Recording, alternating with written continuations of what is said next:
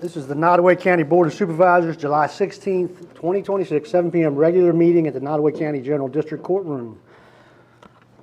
We have an invocation from Pastor Wayne Moody, Mount Nebo Baptist Church. Come on up, sir. Glad to hear that you're meeting and everything is fine. Yes. Good evening to the Board of Supervisors and the citizens of this community. Before I pray, I just want to take the opportunity to thank this community and its leaders for all the support you've shown Mount Nebo Baptist Church during our fire last year. The overwhelming support from the faith community and the citizens and the business owners just been tremendous. So as the pastor of that church, I just wanted to say thank you so much for all that you have done and continue to do for us in this community. Amen. Good.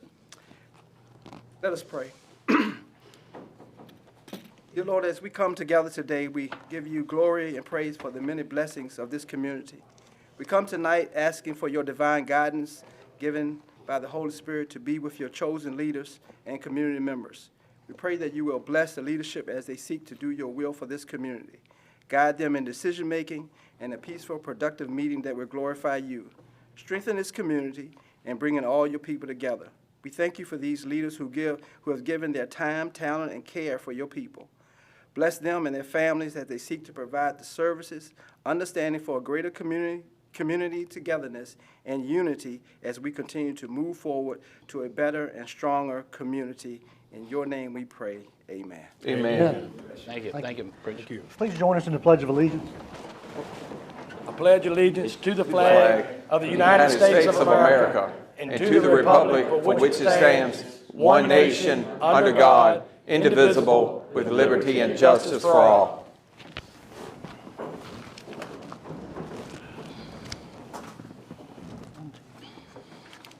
This will be an hour if we're left with 5. You want to leave them at 5?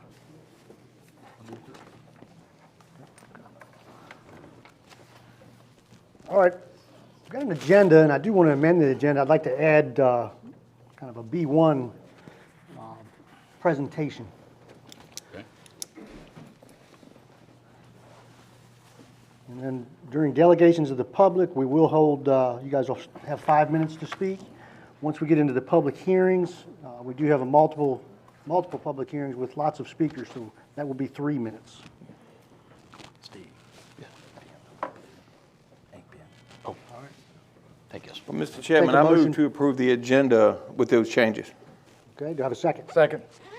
All in favor? Aye. Any opposed? All right, we've got minutes. Has everybody had a chance to look at some minutes? It's a move to approve the minutes, Mr. Well, Chairman. actually, no, we don't. There's no minutes in this one. Oh, Sorry.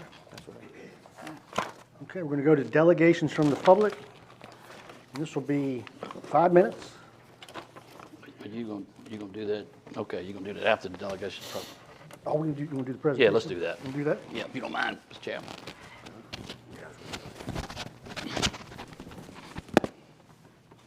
This is right here.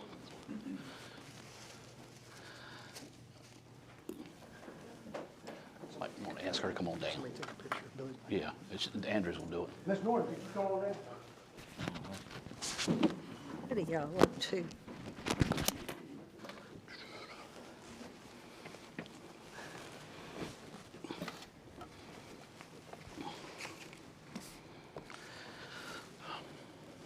been a pleasure.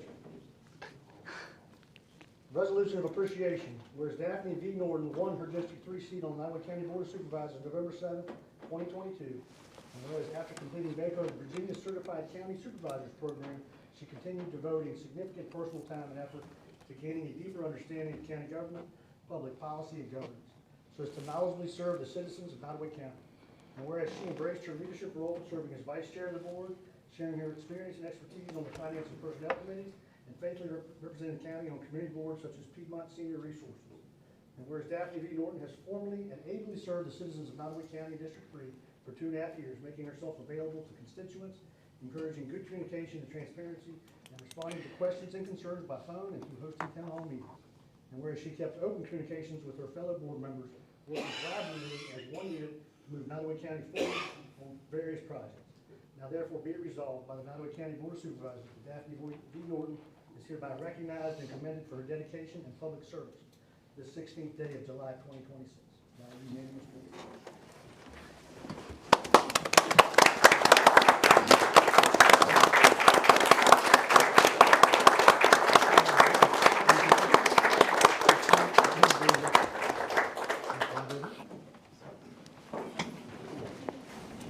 get out the picture. Every time I'm in the picture, everybody wants me to sign it. Oh. Sherman Hall.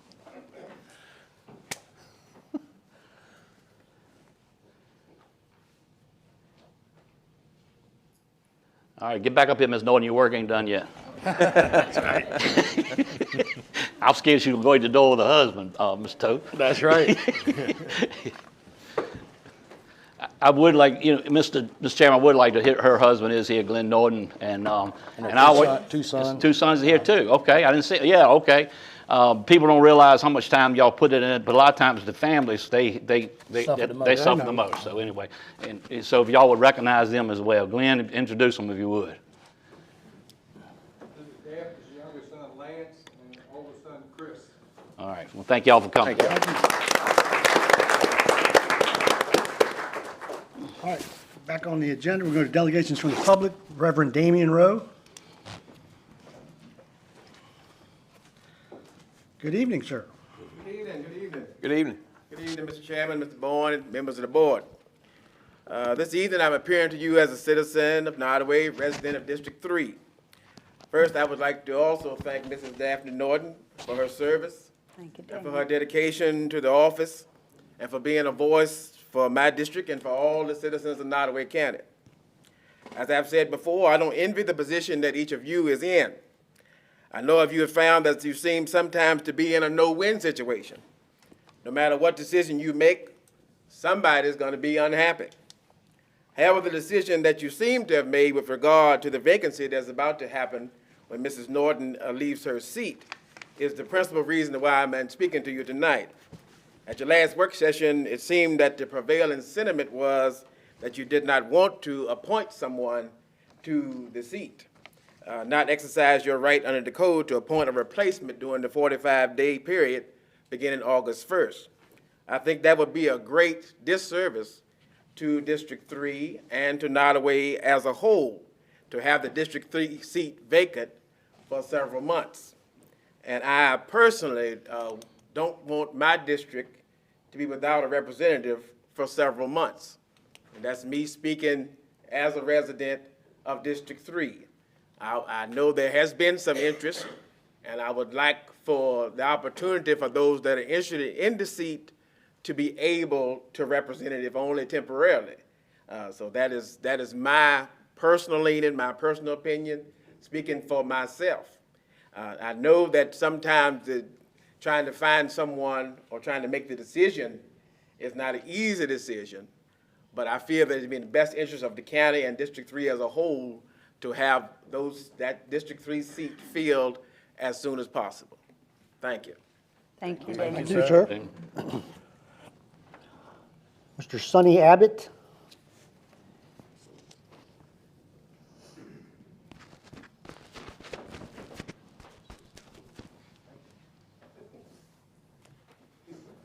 Good evening.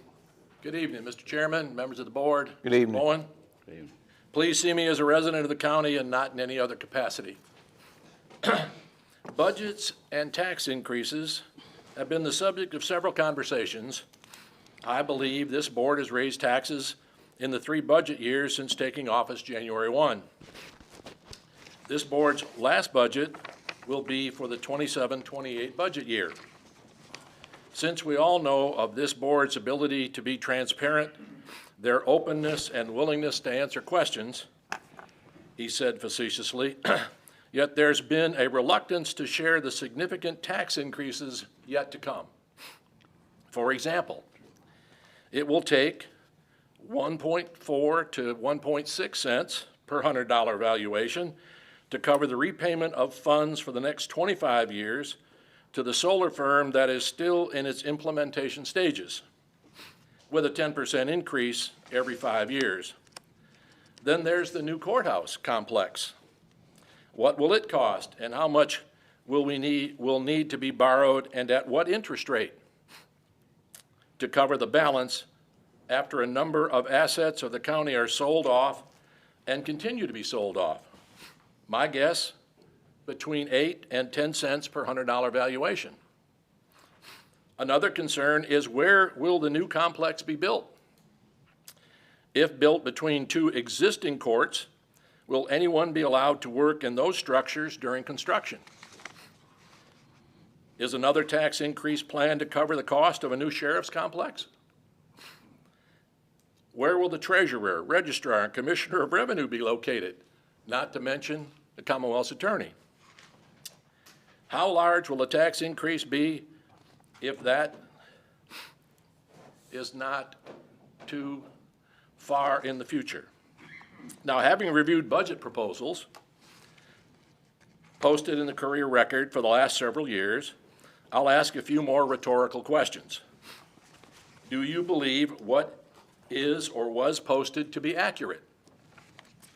The budgets for the 27, 26, and 25 years consumed over $2.3 million of the reserve, as outlined in each published document.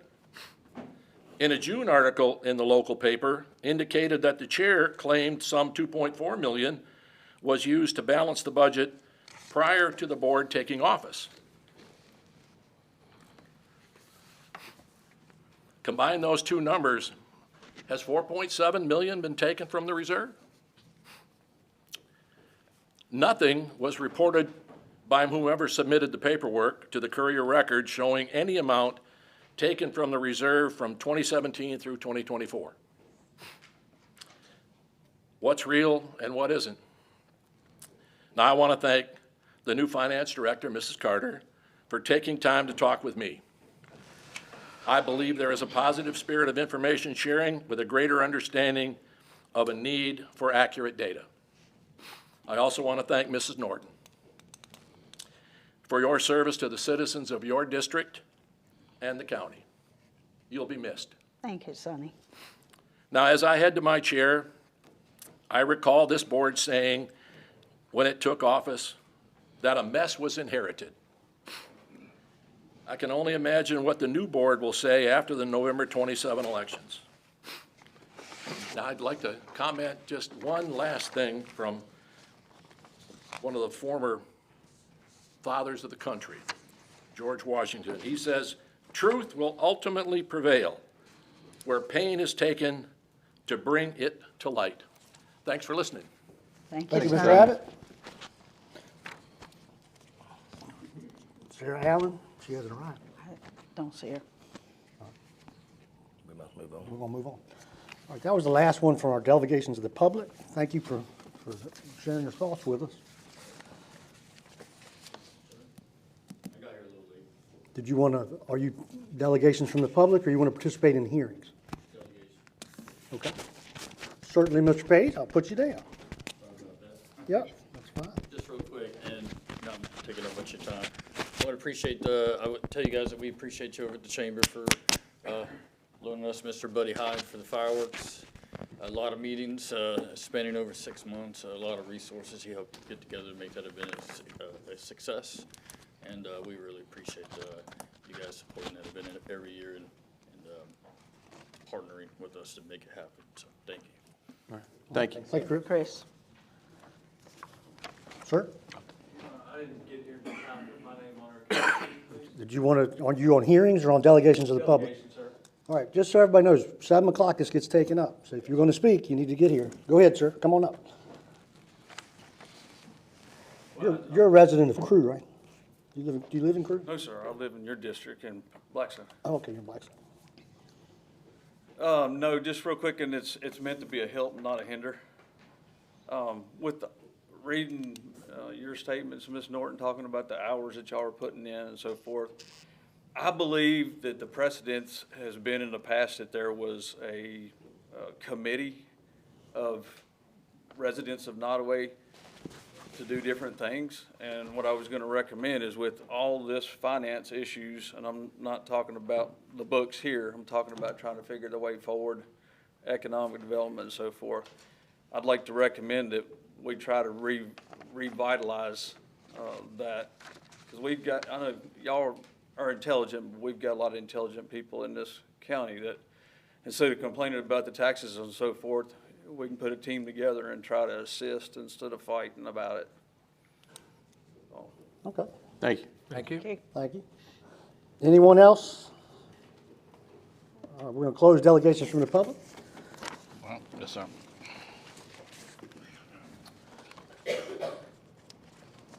All right. Mr. Toth, you going to keep track of time for me? Yes, These are sir. 3 minutes. Mr. Rourke, you're going to keep track of procedure for me. We got 10 public hearings. Yes, sir. Okay. First one is going to be the Ware rezoning. Mr. Cody, Mr. Zodi? Cody Zodi. Excuse me. I'm not sure if Mr. or Ms. Ware was able to come tonight. She was not able. Okay. She had contacted me earlier this morning and said that she may not be able to. Anyway, excuse me, this is a two-part application. The first is the rezoning, as the chair mentioned. Mrs. Ware wanted to seek creating give you a little background, she wanted to use an existing structure on her site that's adjacent to 360 going east. And I told her when we spoke, I said, you've got to go through this particular process. But how the structure is located is general business. So what I recommended to her was that we rezone it with staff support to conservation to match the rest of her property. Because as you all may know, 2 years ago, she adjusted her future land use guide designation from industrial to conservation.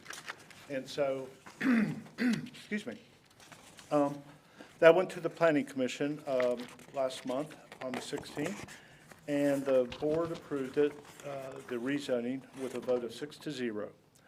Now, the second, and so should I stop there, or do you want me to go into the next? Because they're going to be separate motions. No. We can open Each here? one. Yeah, I'd One has to be recommend going to individual. set the hearing. Make sure, I'm sorry, Mrs. Zodi, I'll make sure I'm answering your question right. You're asking, we're going to take care of one public hearing at a time? Yes, sir. That's what you're asking? Okay. No, we're going to do one at a time tonight. Okay. I'll take a motion for the Ware rezoning from general business to conservation C1. Move to open Open the public hearing. Move to open a public hearing, Mr. Chairman. Do I have a second? Second. All right, Mr. Ring, second. All in favor? Aye. On this sign-up sheet, there is nobody signed up for the Ware rezoning. Is there anybody that missed the sign-up sheet for the Ware rezoning? Mr. Chairman, I move closed public hearing. Second. All in favor? Aye. Aye. All right. Any board discussion? Is everybody familiar with it, read it? Yes, sir. Any concerns? Mr. Chair, I would like to note for the record that staff was only contacted by an adjacent property owner who is in full support of the Wares. The one with support. Okay. Okay, thank you, sir.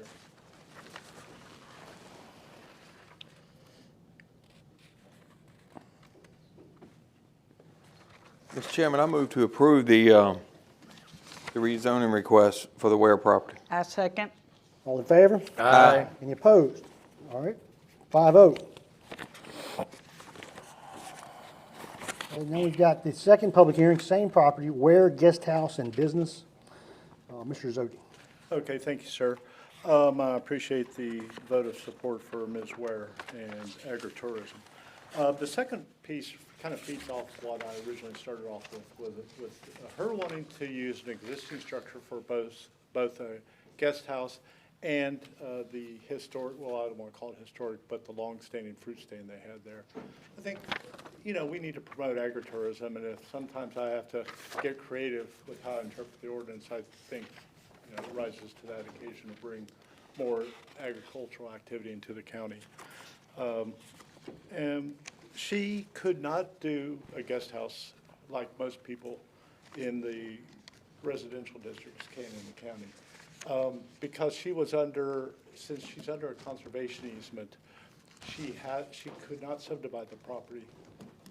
So therefore, I just said, well, that's why I did the previous, going from GB to C1. And she could do it because she can't subdivide. She couldn't create a new parcel under the easement. So I recommend to her just fill out a special exception permit application, and then, again, I'll support it. There was no adjacent property owners contacted me except for the one I mentioned in the previous hearing. And the Planning Commission voted 6-0 in favor. Mr. Chairman, I move to open the public hearing for the special exception for gas warehouse for the ware. Do I have a second? Second. All in favor? Aye. Any opposed? Public hearing is open. On the sign-up sheet, the Ware Guest House business portion does not have any names. Is there anybody that wishes to speak on this matter? Mr. Chairman, None? I move to close the public hearing for the special exception for ware. Do I have a second? Second. All in favor? Aye. All right, we got board discussion. I saw, Mr. Zodi, as far as being a guest house, does it have the necessary facilities and health department, Yes, septic, or are these things that you're gonna be pending? Yes. She'll have to get a septic permit because Ms. Hawley from the health department reached out to me and said it's kind of an older structure. I think it's been on the land use books since the, So we can approve the yes, rezoning, and then she's got to go through the normal procedures Yes. to, the SOP, yes, sir, for well and septic. Mr. Zodi, is this similar to the LZ guest house that we just had approved? Yes. Similar? Okay. Yes, we're talking 300 acres, and most of that section out of the zone runs adjacent to the 360. And she'll be required to pay some back land use tax, correct? By 3 years' worth? That I'm not sure about. I would make sure that she's aware of it, and I'll put it in, if this is approved, this application's approved, I'll certainly put it in my letter of approval. so this is really her first step, and then she's gonna get into permits and Yes. septic and wells and all that, okay. Yeah, because they're gonna renovate they were actively renovating it, and then we spoke, and I said, well, you're okay to continue renovating, but, you need to go through this. So what your process. purpose is gonna be. Yes, sir. Does anybody have a motion? Mr. Chairman, I move to approve the special exception for the guest house for Fred and Rhonda Ware. I'll second. All in favor? Aye. That was 5-0.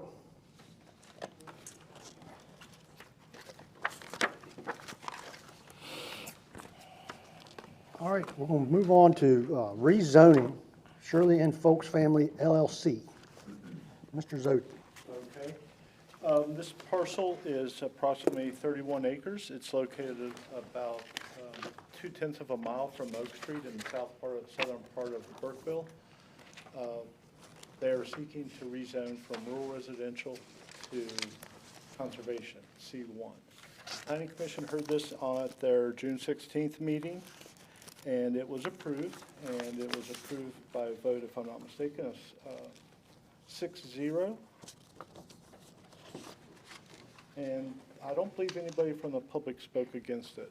Correct me if I'm wrong, Mr. No, just the Okay. phone calls I got today. I did as We've well. heard. But they voted 6-0 for this. And I really didn't get a lot of communications from the citizens on this. One person did stop by, but it is in regards to the special exception permit. Mr. Ingram and I have already spoken about that. A point of clarity, if I could, Mr. Chairman. Greg, on this, we got some letters of support up here that we need to make sure that Yes. citizens And have. my- But what I'm asking is, when they're asking, every letter of support that we have up here is CEP Solar. Okay, is that for both projects? Is the same That's the company, same company, CEP? yes. I just want to verify, Yes, so anyway, all right. Just want to make sure, because we'll go through that list in a few minutes. When we get into the next one. Yes, sir, definitely. All right. I'll take a motion to open the Folks rezoning. So moved, Mr. Chair. All in favor? Aye. Any opposed? I'm sorry, I'm sorry, Mr. Chairman, need a Second. second. I'll second. All right. All in favor? Aye. Any opposed? Okay, we are open public hearing on Folks rezoning. We do have some signups. Okay. This will be 3 minutes apiece. Alan Folks. Good evening, board. Good evening, sir. Alan Folks, I'm one of 4 siblings that represent my family. Shirley and Folks, my mother, our mother died back in 2020, and our father died in 2007. This is land that we inherited from my parents, both properties, actually. We're seeking to get approval from the board so we can have this more productive land. The way we look at it, well, first of all, our family's been Prince Edward, Nottoway area since 1700s. And we wouldn't do anything that what we thought was wrong. You know, of course, I can't predict this. We didn't do something right, but we didn't think about it. But we vetted CEP, who's there with us today. They're in Richmond. They're a local Virginia-based company. These are small 3-megawatt projects. They're buffered around all the surrounding neighbors. We make sure that everybody, if there's so many issues, we want to make sure they were okay on that. We're very sensitive on that family. We had some land up in Prince Edward we had surveyed. Found out our surveyor from back in the 60s had taken over somebody's land, 5 acres, but we could have not said anything. We contacted the person, just gave them the land. So we're going to do what we think's right. And I think this is a small win. I know, I think Mr. Ingram said at the Planning Commission that it's not going to get rich from this. No, you're not going to get rich from it, but it's a small win. You need to me, I've been away. I grew up, my whole family, we grew up here, 4 of us grew up here in this county. And I'm 60 years old now. And since we left, I have to admit, it's gone back, sad to say. It's a small win. If you can just diversify your tax base. I mean, for another thing, just on the sidebar, the rails are trails into Burkeville to get the trail in from High Bridge. That's been since 2012 and nothing. But if you could get that into the Burkeville, that would replenish Burkeville. I've been on the Great Allegheny Passage, 150 miles from Pittsburgh down to Cumberland, Maryland. Been on that twice, and I've seen what happened in these little small towns. Just, I ask for your support, and please vote yes. Thank you, sir. Thank Charles. Charles Johnson? Yeah, Ms. Johnson. We're talking about the this is the folks rezoning. You're looking at the, you're looking at, Burkeville, Chuck. The one below Burkeville. you want Sunnyside is what you're talking to, Ms. Johnson? Okay. Okay. So we'll move him over. There you go. He's already there. You're there. Okay, we got you on Sunnyside, okay. Yeah. Robert Hawthorne. I'll pass until we get to Sunnyside. Okay.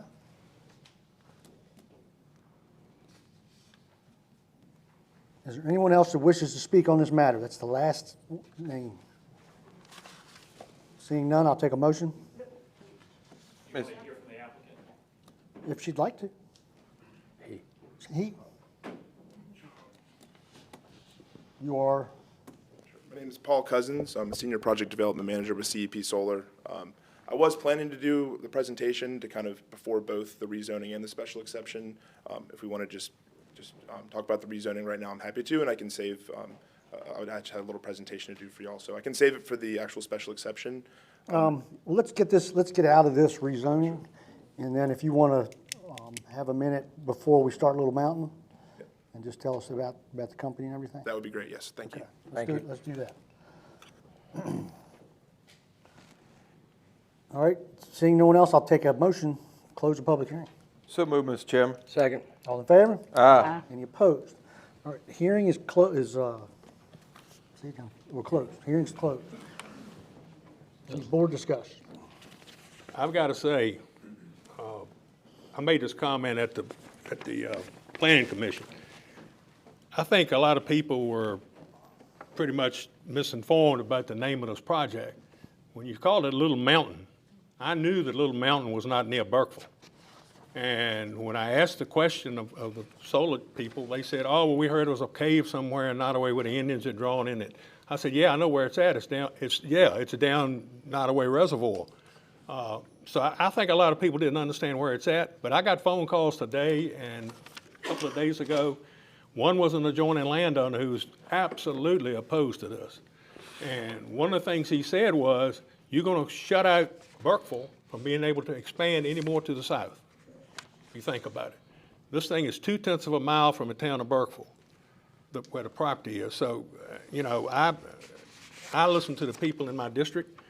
I have concerns about it. Some of my concerns, I'll probably have to say if this thing gets rezoned, but this is the 4th project in my district, and all 4 of them on Mallory Creek. Mallory Creek starts up to the west of Burkeville and runs all the way down to the Little Nottoway River. This is the 4th one on that creek. And it bothers me and it concerns me. You know, and like I said, I had people call me today and say, you know, do I need to come to the meeting? I've got to do this. I had a gentleman from Richmond call and said he could not come tonight, but he was at the Planning Commission hearing and made his comments, joining landowner. So I think, you know, we go into this thing of changing zoning, and the next thing you know, we're going to be changing zoning all over the county. And I've got, you know, and I don't have anything against the folks' family. Their father used to umpire ball games when I played, so I know the family. But this one right here bothers me. It really bothers me a lot. Mr. Chairman, I'd also like to weigh in. I had a call from a adjoining landowner of this project today. I don't want to negate the importance of our Planning Commission, who did vote 6-0. I'm sure they looked at it in depth. But I too am also concerned of its effect on Mallory Creek, and I'm also concerned that the adjoining landowners don't approve of it. Right. I don't mind the small project, I really don't, but when I have to listen to the citizens, and the majority of the landowners adjoining are not in approval of this. I appreciate them landowners getting out to their board members but I wish they would have came here that the general public could hear them.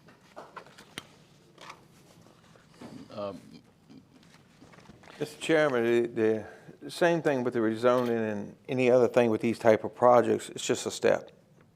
This is not. It's the first step that they got to get through. It's not far from the end of actually. This does not guarantee the project going forward. Right. One of the letters of support we have is from the Virginia Association of Workers for the Blind. I'm just making sure I got my mapping right, and I too also know the Folks family. They got a letter of support. They are a neighbor, correct? Right here. Mm-hmm. Right, okay. But anyway, they do have a letter of support with CEP Solar LLC for both projects, Sunnyside and Little Mountain. Well, but I mean, that's other landowners, Mr. Right. Ingram, but I didn't want, I just want to make sure there is one letter of support for the. Yeah. And that Virginia Association of Workers of Blind, they've been there for a while too, I think. One of my big issues with this project too is Old Plank Road. How in the world are they going to be able to bring trucks in there and bring that stuff in there? I do not know. If you've ever ridden on Old Plank Road, you'll know what I'm talking about. It's just like this. And you got to have an entrance for trucks to bring supplies in. It's going to be. This discussion is the rezoning. Do you want to? We're going to have comments. I can hold that too. Yeah, we're going to have comments after. All right. It's not spot zoning either, is it, right? Yeah. No spot zoning. This is not spot zoning. I'm just All right, looking so we've had some opinions. We've had some discussion. Heard some members of the public. Anyone like to make a motion? I'll make a motion that we approve the rural residential to conservation for the Folks family being represented by CEP Solar. Second. Okay, on a roll call. Ready, Mr. Bowen? Yes, Mayor, I'll get ready. We got a motion to approve this rezoning from general business to conservation. Am I saying that right? From rural residential. Rural residential to Conservation. Yes. Motion by Mr. Toth and a second, probably second by Mr. Rourke. With that said, how do you vote, Mr. Rourke, yea or nay? Yay. Mr. Ingram, yea or nay? Nay.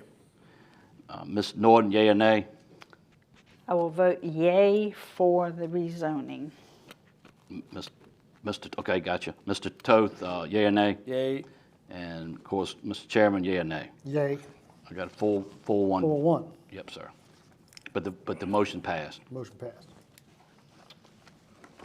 Okay, next on the agenda, we're going to have CEP Solar. They are the operating company or development company for these two projects, and they've requested to come up and give an overview. Come on up. Mr. Chairman, should we open a public hearing for this? And then let him speak on that while the public hearing. Do you want to let him speak during the public hearing? You think that's proper procedure? That's All right. still gonna limit him to 3 minutes if we do that. That's right. Okay. He can present and then we'll go into the hearings? Correct. That's correct, okay. Then maybe it won't happen at 3 minutes. Come on up, sir. If you don't mind, I have some handouts. Thank you. Oh, thank you. I don't need that. Save the trees. No, I'm kidding, man. I'm kidding. See the reflection? Oh, that's coming off. Good evening, Mr. Chairman and members of the board. As I mentioned, my name is Paul Cousins. I'm a Senior Project Development Manager with CEP Solar. CEP is a Richmond-based small business. We develop solar projects exclusively in the state of Virginia, and we take great pride in developing projects in the correct way, in the correct places. And I'm going to talk a little bit more about the pride that we take in working with the communities where we do site our projects. We have a good amount of people here from our team. We have Don Bisick here, who's our Director of Permitting at CEP. We have Karen Cohen with Gentry Locke, who's our attorney representing the project, if there's any questions about conditions. We also have Caroline and Ellen from Kimley Horn. They are our engineering team that we worked with in the project, so any questions about stormwater management, I know we've already discussed the creek a little bit. They're here to answer any kind of specific questions that y'all might have. So I'll go through this presentation, and I already did a little intro on the company, so I'll jump right over to the project overview here. So Little Mountain Solar, and I'll just start with the name since Mr. Ingram did bring it up. So it was called Old Plank Road Solar. We do have another project in our portfolio also called Old Plank Road Solar. So we wanted to change it, and we looked for a name to pay homage to Nottoway County. We found some information about the Neolithic site that is in Nottoway County. We thought it was an interesting story, an interesting name, so we decided to name it Little Mountain. By no means do we mean to confuse or misguide people about where the project was. We have done a lot of outreach to the neighbors of the project, and we feel we've done a good job representing this project. So this is a small solar project, small scale, some call it a community scale solar project of up to 3 megawatts. It would be about 15 acres within the fence line, and actually under 10 acres would actually be used for the panels themselves. The project would utilize a tap on site into the existing Dominion electrical grid, so that local distribution grid. There is a dense existing vegetative buffer fully surrounding the project. That would be maintained as part of our setbacks to ensure that this project would never be seen or heard from any home, road, or business in the area. As I mentioned, this project will generate power at the local distribution level, which means it's generating power to be used locally. This project would be set back over 500 feet from any residence nearby. I assume y'all have already all seen the site plan. It was in your packets and applications, so I'll jump up to that, but I'm always happy to talk about that if there are any questions. Have you talked to Dominion? Oh, yes, absolutely. Yes, sir. So they know, they hook you up? We are in a study process right now with Dominion, Okay. yes, that we're working with them on the best way to interconnect into their system and what upgrades that we need to do. That's right. So, as I mentioned, this project is a distribution scale solar facility, as opposed to a transmission scale project. This project is not stepping the power up to high voltage, it's not injecting the power into the transmission system. That means no substation is required as part of this development. Just want to clarify also there's no battery storage proposed for this project as well.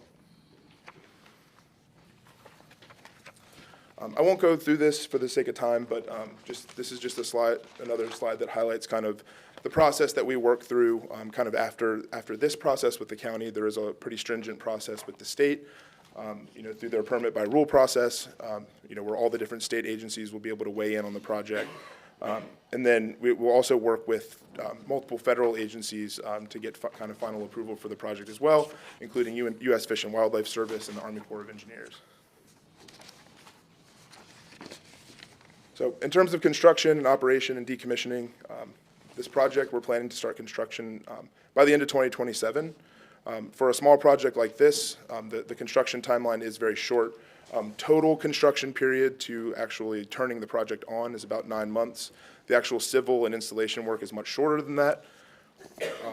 And peak construction time would be about 20 to 25 personnel on site. But throughout the majority of the construction timeline, there's much less people on site than that. Once it is operating, the project will be operated completely remotely. There's no daily staff on site, no daily traffic to the site. There are scheduled maintenance visits, once or twice per month for maintenance of the project. And then finally, this is in your ordinance, but just want to make sure to clarify on the decommissioning. Decommissioning means total removal of the project all the way down to the actual access roads if the landowner wants us to remove the access roads. There will be a bond in place that has to be updated every 5 years to ensure there's always enough money held in a bond with the county to fully decommission the project, and that's done by a third party chosen by the county, not the developer. I'll jump through this too quickly. I always like to talk a little bit about, solar panel technology, and like to reiterate that it is really not a new technology. The first silicon-based solar panel was invented in 1954. Solar panels are currently used on over 4 million homes in the United States and over 7,300 different schools in the United States. There are over 130 commercially operating solar facilities in the state of Virginia, similar to the one that we're proposing.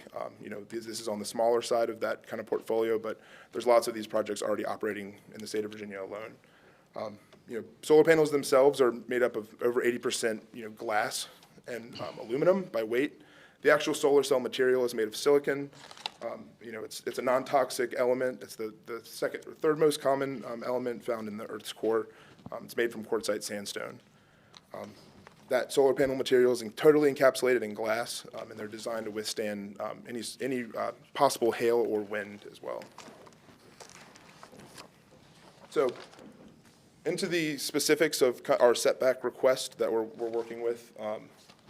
We've requested as part of our application, similar to the previous projects that have been in front of you, reductions to the setbacks based on topography and site location. So what we're requesting is 500 feet from habitable dwellings and 150 feet from adjacent property lines and right-of-way. With those proposed setbacks, as I mentioned, this project will be totally not visible from any nearby residence, business, road. It'll be completely buffered and hidden from the public. It would be set back over 1,000 feet. Attorney Hawthorne, please, the man speaking up here. Thank you.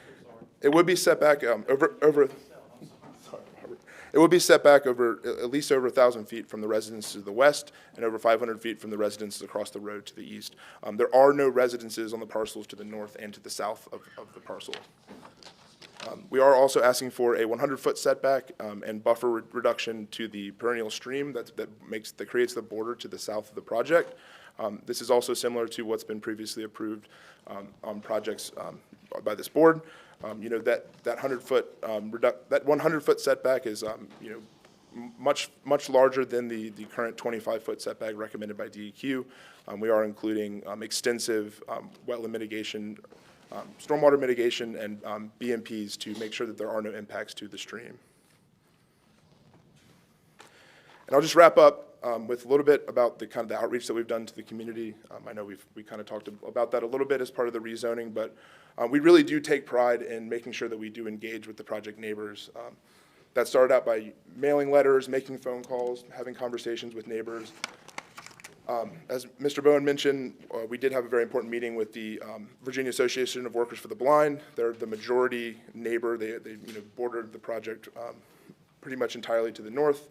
Their board is supportive. We were able to give a presentation to the board, and we're going to continue to work with that organization to support them in the future. We did hold a community meeting for this project where all adjoining neighbors were invited. We advertised for the project. We made phone calls to all the adjoining neighbors to make sure they knew that it was happening. I know Ms. Norton was able to attend. It was actually held in the kind of community room at the Workers for the Blind Lodge. It was a very positive meeting. We had a few people come. Everyone that left the meeting left happy with the design, and we didn't really have anything to take away and redesign with the project. Outside of the direct neighbors, we've also done a lot of engagement kind of in the general community. We did give a presentation to the Blackstone Rotary Club, answered a lot of questions there. It was a great discussion. We also presented and met with the Brookville Fire Department as well, volunteer fire department, and we do have a letter of support. It's in your packet from Chief Welch there with the Brookville Volunteer Fire Department. Just to wrap things up, we are really proud of our community benefits program that we implement for all of our projects across the state. Specifically with these two projects, we've been able to work with some great organizations in the county to really make sure that we can have a lasting impact outside of just the project itself. So we've done a lot of work with the Blackstone primary and Crew primary schools. We've been able to donate to support their teacher appreciation weeks, and we're actually working with them to work on a program for the fall to do some actual STEM education, some solar car kits, and all that fun stuff. We're also partnered with the Blackstone Chamber of Commerce to support the Crew firework display. We're happy to sponsor that and support. As I mentioned, we were also just generally supporting the Rotary Club of Blackstone as well. We had a great conversation with them, and we're looking forward to sponsoring some events with them. We're also, working with both volunteer fire departments, Crew and Burkeville, to find more ways that we can support them. We're sponsoring the Crew golf tournament in the fall, and just, continue to work with them to see how we can, help support those organizations. Finally, I will talk a little bit about, we have two voluntary conditions that we've added ourselves outside of the conditions that Mr. Zodi has put on the project. The first condition actually came from the Planning Commission. We had a really great conversation with the Planning Commission where they ended up, recommending a unanimous recommendation for approval.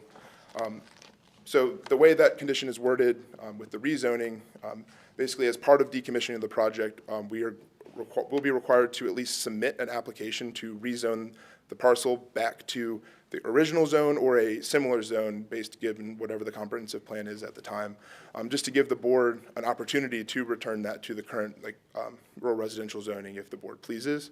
Does not obligate the future board to make any action on that. So we've talked about this with Catherine and our attorneys, and they're happy to answer any questions. I know Karen is. If there's any further questions on that. And finally, we are also proposing a condition that will allow us to make a one-time contribution. This is allowed by the state code. Because this project is less than 5 megawatts, we're not able to do a siting agreement. We are able to make a condition contribution as part of the project at site plan approval. So we're proposing to make a contribution of $35,000 to the county, specifically for this project. We're also doing one for the other project as well at site plan approval. That wraps up my comments for this. I'll do a shorter presentation for the next project because I went through a lot of information, but I'm happy to answer any questions that y'all might have after the public hearing. Thank you. Any questions from Mr. Cousins? Good presentation. Thank you. Okay. Thank you. All right, this is going to be Little Mountain Solar. We're going to make a motion. Mr. Chairman, I move to open the Oh, special second. Greg's exception for coming Little up. Mountain Solar. Okay. It don't matter what he says. We've got a motion. Do I have a second? I second. All in favor? Aye. All right, public hearing is open. Mr. Zodi.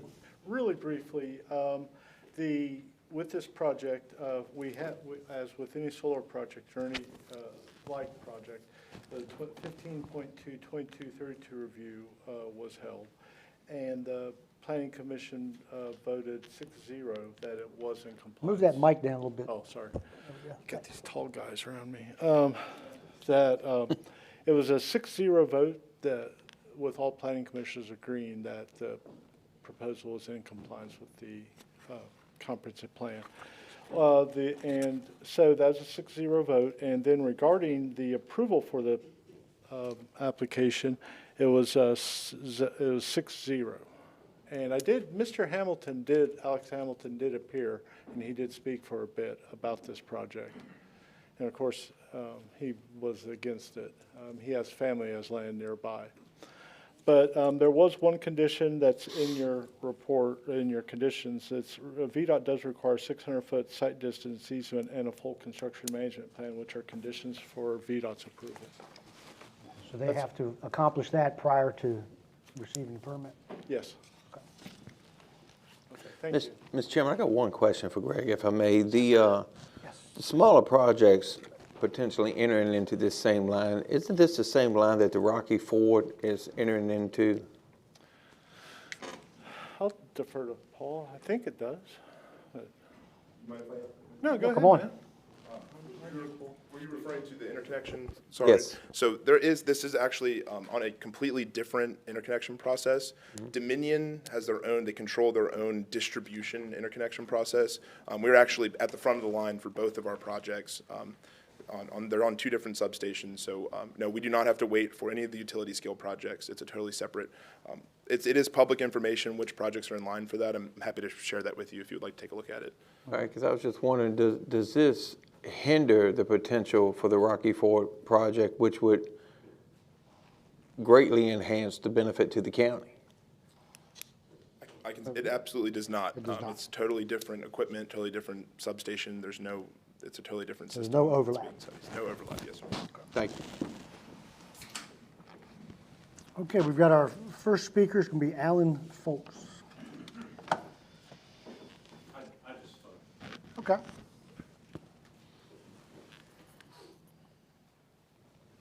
Charles Johnson. No, he's not. Oh, okay, you're not, I'm sorry, we're on Little Mountain. Bev Ames? Not yet.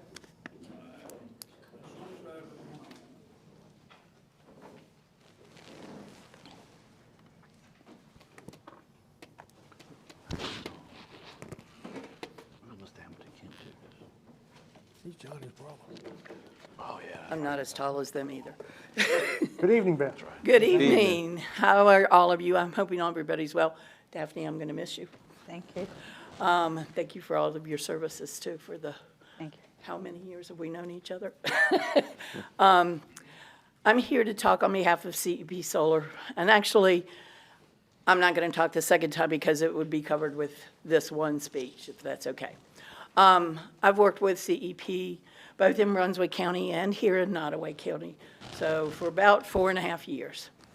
And when they make a promise, I've never seen them not follow through with their promise. I appreciate the fact that they use their time, their talent, and their treasures, not just the company, but the people involved, their worker bees. They have done wonderful things for the school system. I invited them in, excuse me, into a classroom to talk about solar, to get it in on the ground level. And they were very generous and came in and brought us lunch and brought us some solar bugs and showed the kids how the actual cells work to charge and make the bugs move. They were very helpful with our teacher appreciation this year, and I'm sure they will be glad to continue that service as well. They've been doing food banks down in Lunenburg. They have done the Brunswick Stew Festival and supported that out in Brunswick. I've never had them say they were going to do something and not follow through. And they are generous, as I said, with their own time and their talents.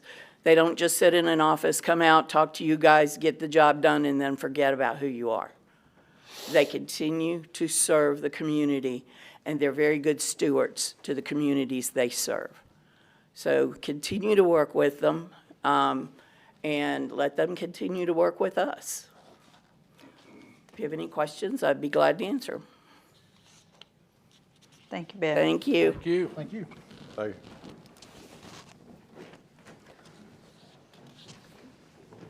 Robert Hawthorne. Thank you, Mr. Chairman. I'm going to assume y'all can hear me okay. Yes, sir. All right, good deal. I was going to talk about kind of similar comments. I wasn't going to bore Dickie again with the second for him hearing it the second time. But Greatly appreciated. yes, I will talk about how the Folks family does things right, and they do. Alan kind of touched on that. Julian and Shirley try to do things right in every aspect of their life.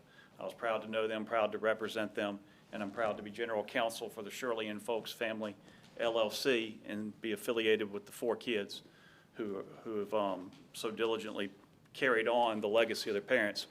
But given the 11.5 hour criticism that this project apparently is receiving, especially from anonymous sources whose names apparently we will not know, I feel like I have to address that. I share Dickie's concerns. I share the concerns about the quality of our water. So when the railroad runs up and down Lazaretto Creek, I'm concerned about that runoff. When farmers plow up the land, including myself, and I put nitrogen and phosphorus and potassium into the soil, I'm concerned about what that does to our water quality. All those things do concern me. When a solar company moves dirt, I'm concerned about that. When Walmart builds a acres-big parking lot, I'm concerned about what that does to the water quality, which is why we have DEQ and other agencies to govern that that's their area of expertise. When big logging trucks run up and down this same road harvesting timber, I'm concerned about that. But that's what we have VDOT for. VDOT controls those concerns. When we build a brand new building, I'm concerned about the quality of a new courthouse or a new school or an animal shelter. That's why we have building inspectors. That's not our arena here. All right? Our arena is whether or not this makes sense for Nottoway County, and does it make sense for the landowner. These folks are bringing you projects that are stronger in every specification than any project you have approved thus far. And the landowner's rights are paramount. It's why the Folks family was so careful in choosing Address the board, their company. Address the board. I am addressing the board. The fact that I'm not looking straight at you doesn't mean I'm not addressing the board. Every one of these comments is for you, Bill. I'm just pointing to my client, okay? When we chose CEP Solar, it was a very diligent and very thorough process. They did a hard job to vet this company. They wanted a company that could do it right. So I understand other people may have concerns. It disappoints me that all of us spent years, literally years, introducing these projects to you all, to your predecessors, to any other agency that has Gentleman has any about governing 15 authority. seconds left, Mr. Chairman. Yes, sir. It pains me that all of a sudden this may be railroaded by anonymous voices that we will never see. So please take into account that these folks have done it right and give them the respect that their projects deserve relative to the other projects we've approved. Thank you very much. Thank you. I hate the inference that these people are anonymous. I know every one of them had called me. I know every one of them spoke to me. They're not anonymous. Skylar Zunk. Skylar Zunk, come on up. I'm not anonymous to anyone here. Good evening. My name is Skylar Zunk. I'm the CEO and founder of Energy Right. We're a clean energy organization working across the state to help teach communities about what clean energy is and how it can help when it's properly implemented. Every single new bit of energy we add in Virginia matters. I have a few things I'd like for you all to consider before taking this important vote tonight. It matters on a statewide scale. Virginia is the #1 importer of energy in the country, meaning we get more energy from other states around Virginia than even California does from Nevada and its surrounding states. We import so much. That cost of electricity has gone up dramatically over the last several years because the cost of that imported energy is way more than it would cost to generate that here at home. So every form of generation, every energy project, no matter its form, really matters and will help lower costs for Virginian families, certainly here in Nottoway as well. This matters to the county. This is new revenue. These are small projects, as was mentioned, so it's not going to be life-changing for really anybody, but it's going to multiply the amount of tax revenue from these parcels many folds with durable long-term revenue to the county. It also matters to the landowner. 250 years ago, our country was founded to do a lot of different things, but one thing that was really important to our founders was the respect of property rights. They understood that to their core because they lived under a government that didn't respect personal property rights. And I just have an enormous deference for the rights of the landowners, what they want to do with their property, so long as they're not adversely affecting their neighbors. Solar projects make great neighbors. I'm the neighbor to a 400-acre solar project in western Chesterfield. They're a stable land use. You know what you're going to get, and they're heavily regulated, and a lot of people are keeping eyes on them. So we just ask for you to keep in mind property rights. The landowner knows what they're doing. They obviously care more for their land than anybody else does, and I think that's the proper role of government. Thank you. Thank you. Thank you, sir. All right, there's no one else to speak. This is Little Mountain Solar. Mr. Chairman, I move to close Thank- special exception hearing. Mr. Page, do you wish to speak? Thank you. And Mr. Hawthorne's right. I mean, I didn't speak during the zoning thing because I didn't think the zoning would be an issue. And then after it was closed, we hear there's some objections that we haven't heard at previous meetings, and not only put up by CEP Solar, but by the Planning Commission and here as well. So it'd be nice to know those things. And there is some value to someone coming to the podium and giving their objection, so that if somebody else feels a different way, they can speak in the opposite opinion. What I will say, though, is the Blackstone Chamber of Commerce supports economic development that can do any economic development, no matter what's financial impact, that will help lessen the burden on businesses and on Main Street. And increasing taxes costs jobs, it causes businesses to close, and it makes us unattractive place to do business. So we support these projects. CEP Solar, CEP Solar, I call them CEP, has been a good community partner. They've been a good community partner not only with the Chamber, Energy Right as well, great partners. They've gone out of their way to do this thing right. And if you can get a majority of that adjacent business landowner to approve the project, and their numbers look better than some of the other projects that we've approved. I think we did a 5 megawatt one with less setbacks. And so, but they're a good company. They've gone way above and beyond to help support the community and make sure that this project's viable for you. And one of the things you guys talked about is having small projects like this. Projects get beat up because they're too big, and then they get beat up when they're too small because they don't have a financial impact that we need to handle our problems. But I'll tell you, if anybody knows it, it's you guys, that every penny counts right now. Every penny counts. So please consider these two projects, and everybody wants to do business here, but we also want good community partners here, and CP Solar's been one of them. So thank you. Thank you, Mr. Page. We do also have I did not give our engineers time to speak. There are already a few comments that came up regarding the road as well as runoff. They can address that now, or Let's we do can wait that till in the public hearing, but it's gonna be 3 minutes. Yep, I agree. Thank y'all. Good evening, Board. My name is Ellen Tusing. I'm with Kimley Horn. I'm a licensed engineer in the state of Virginia.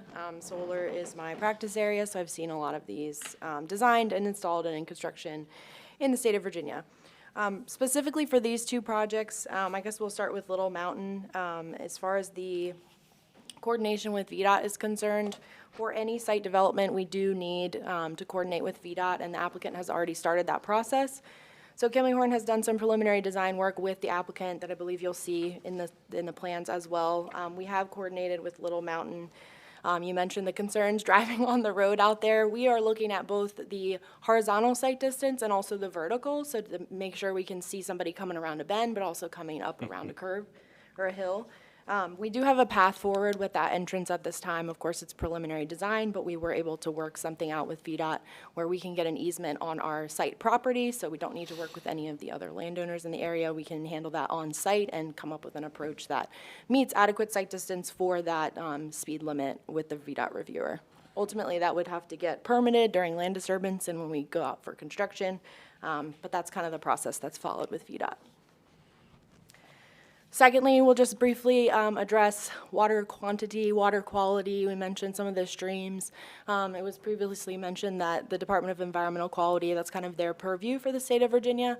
We work very, very, very closely with them on projects, closer than I would like to admit, often on the phone with their stormwater kind of department leads and working through how to meet how much water we need to detain on the site and what the quality of water leaving the site is. So those are the two buckets of really most of my job, is looking at where the water falls on site, how to handle it, how to reduce those peak runoffs and protect the creeks.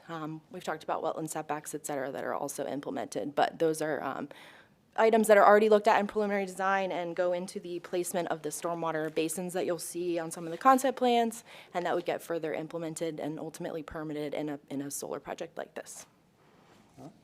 Thank you.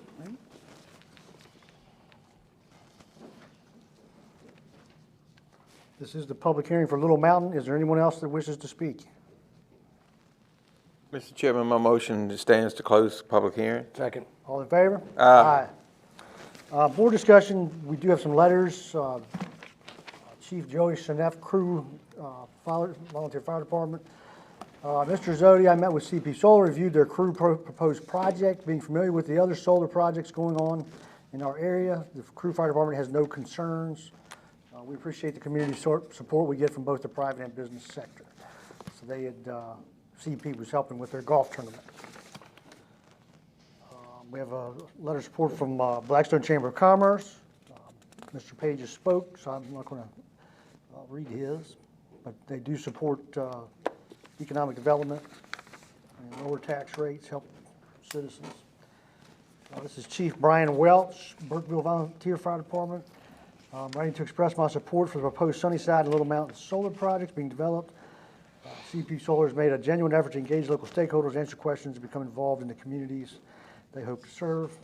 My experience serving public safety and local government, that level of engagement is not always common and demonstrates a commitment to being a responsible partner. So he's in support. Blackstone Primary School talks about the valuable learning experiences that CEP brought to the students. Exceptional care, be a tremendous asset to our school community, any educational partnership they pursue. We have Kelly Dalton, Crew Primary School.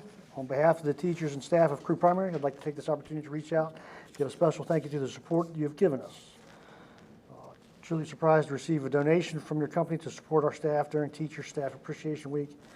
We look forward to possibly working with your next school year on some solar-driven projects. And then the adjoining landowner, Karen Brown, Virginia Association of Workers for the Blind. The VAW board that oversees the running of Burkeville Lodge for the Blind is made up of 15 members. Most live outside Nottoway. However, we have a few who live in the area. Had the pleasure of 2 personnel from CEP Solar attending one of our board meetings. The project was explained in great detail. This company truly cares about the people and land in Nottoway. I am pleased to offer my endorsement of the CEP Solar LLC and Sunnyside and Little Mountain Pot projects. It's Karen Brown. All right, board discussion. Mr. Chairman, the CEP seems to be very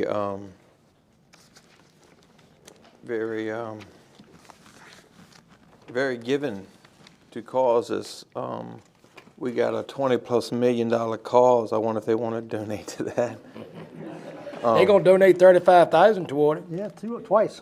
No, I mean a couple million. Now you're talking. I don't think you're gonna do that on 3 megawatt. I've got no discussion at this time, Mr. Chairman. Here's, Here you go. Go ahead, Vicki.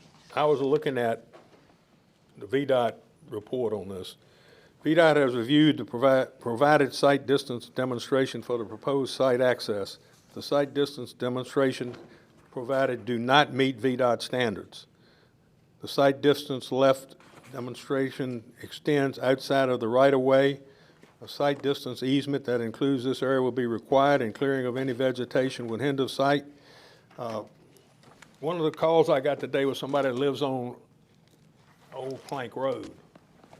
Very concerned about that. And another person called me today and said they probably gonna have to close that road down when they do this work.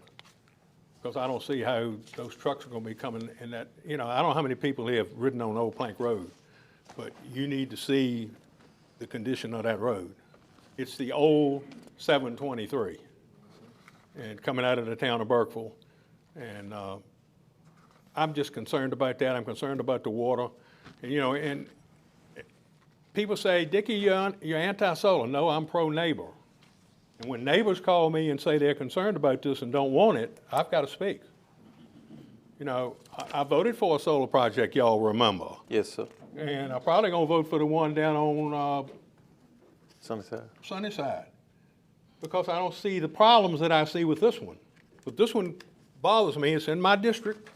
Sunnyside's not in my district.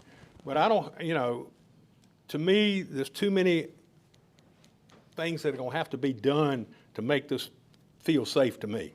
And one of the other calls I got today was worried about the wildlife. What's this going to do to the wildlife in that particular piece of property? So, these are not anonymous people. These are people that live in that district and live next to it, and they don't want it. That's all I'm gonna say. Mr. Chairman, do you wish to call the young lady back up who's the engineer to maybe rectify some of Mr. Ingram's concerns with VDOT? If you'd like to, would you like to address any concerns, anything that you've heard from a board member? Why don't you ask the VDOT man? Aaron He goes, may what not did I be familiar do? with this specific. Aaron don't know. Decided application or anything, I will say from the site distance perspective, we likely would not approve the site plan until the easements were there and shown on site plan and recorded. From a management standpoint, the scale of these projects is not a Get on the mic. Can he give his report while he's here? I would love to. Yeah, right. Like I said, I have not seen this application, looked at it in depth. I will say that from the easement and site distance perspective, it's likely that we would not approve site plan until we saw the site distance easements. That's the first time I've heard of a site distance easement. I've heard of site distances, and I've seen entrances be denied. So tell us what is a site distance easement? So typically on a residential entrance, we don't require any sort of site distance easement, but on a commercial entrance like this, depending on the roadway and the anticipated traffic volume, there is site distance easements required to have adequate site distance in and out of the site. So we could approve this all day long, and until they meet that requirement, they can't access it anyhow, correct? They could get a design waiver as well, if But so an easement lets me go across something. So an easement, site distance easement means we're required, that landowner, whoever that ground is, to keep that open so that you can see. Yes, sir. Okay. And I think it's all encumbered on this subject parcel. And it'll be on their parcel, so do they even need an easement? It would technically still need to be recorded, yes, sir. Okay. So it's kind of like a utility easement gets recorded, site. Yeah. Okay. Does that So ease that some of your guarantees, concern, Mr. Ingram? that guarantees that It don't. it stays open. If they don't meet the requirements, they can't enter no how. Unless they applied for a design waiver. But they applied for a design waiver, They so would that have would to. still have to be granted to them, right? Yes, sir. Right, okay. Yes, but I just want to point out that is a condition. The staff's conditions is that they get a construction entrance permit. That's in our sole ordinance. Okay. Requirement. Thank you, Mr. Zodi. You're welcome. Anybody have anything else for Mr. French? No, sir. All right, thank you, sir. Thank you, sir. Mr. Chairman, can I make a comment, sir? Sure. I too have known the Folks family my entire life, but I can't let that association cloud any details. I looked at this, and as far as I know, I may be wrong, but when I went to the presentation, I was there for over an hour and a half, and I was the only board member there. There were a few people, and this, granted, is not large scale like the Rocky Ford Solar. The developer here has done their homework. I was very impressed. I've worked with them also on Sunnyside because that is my district. And Mr. Hawthorne, as far as railroading, every voice matters. When I get a call sincerely expressing concern, which the gentleman called me today, he knew it was going on, but he didn't have a chance until today to call me because he heard about the public hearing. And we have to remember, too, not every resident is comfortable speaking in public. Not every resident, they may be handicapped and they cannot speak. So when I get a phone call, that call matters. Now, he's upset, yes, he's not here. But I listened, and we have to listen to every constituent. But in the whole gamut of this project, that's the only person that has anything bad to say. Everything I see, when you're getting support from local fire departments, and to me, this project, the biggest support letter was the Virginia Association for the Workers of the Blind, because the property is right there at their facility. It means a lot when you have that outpouring of community support, writing letters of support. But two, you've got to outweigh the details. I really appreciate CEP's initiative for the voluntary conditions. And I've met with them several times. They dot the I's and cross the T's. But every voice matters, and we have to remember that. Thank you, sir.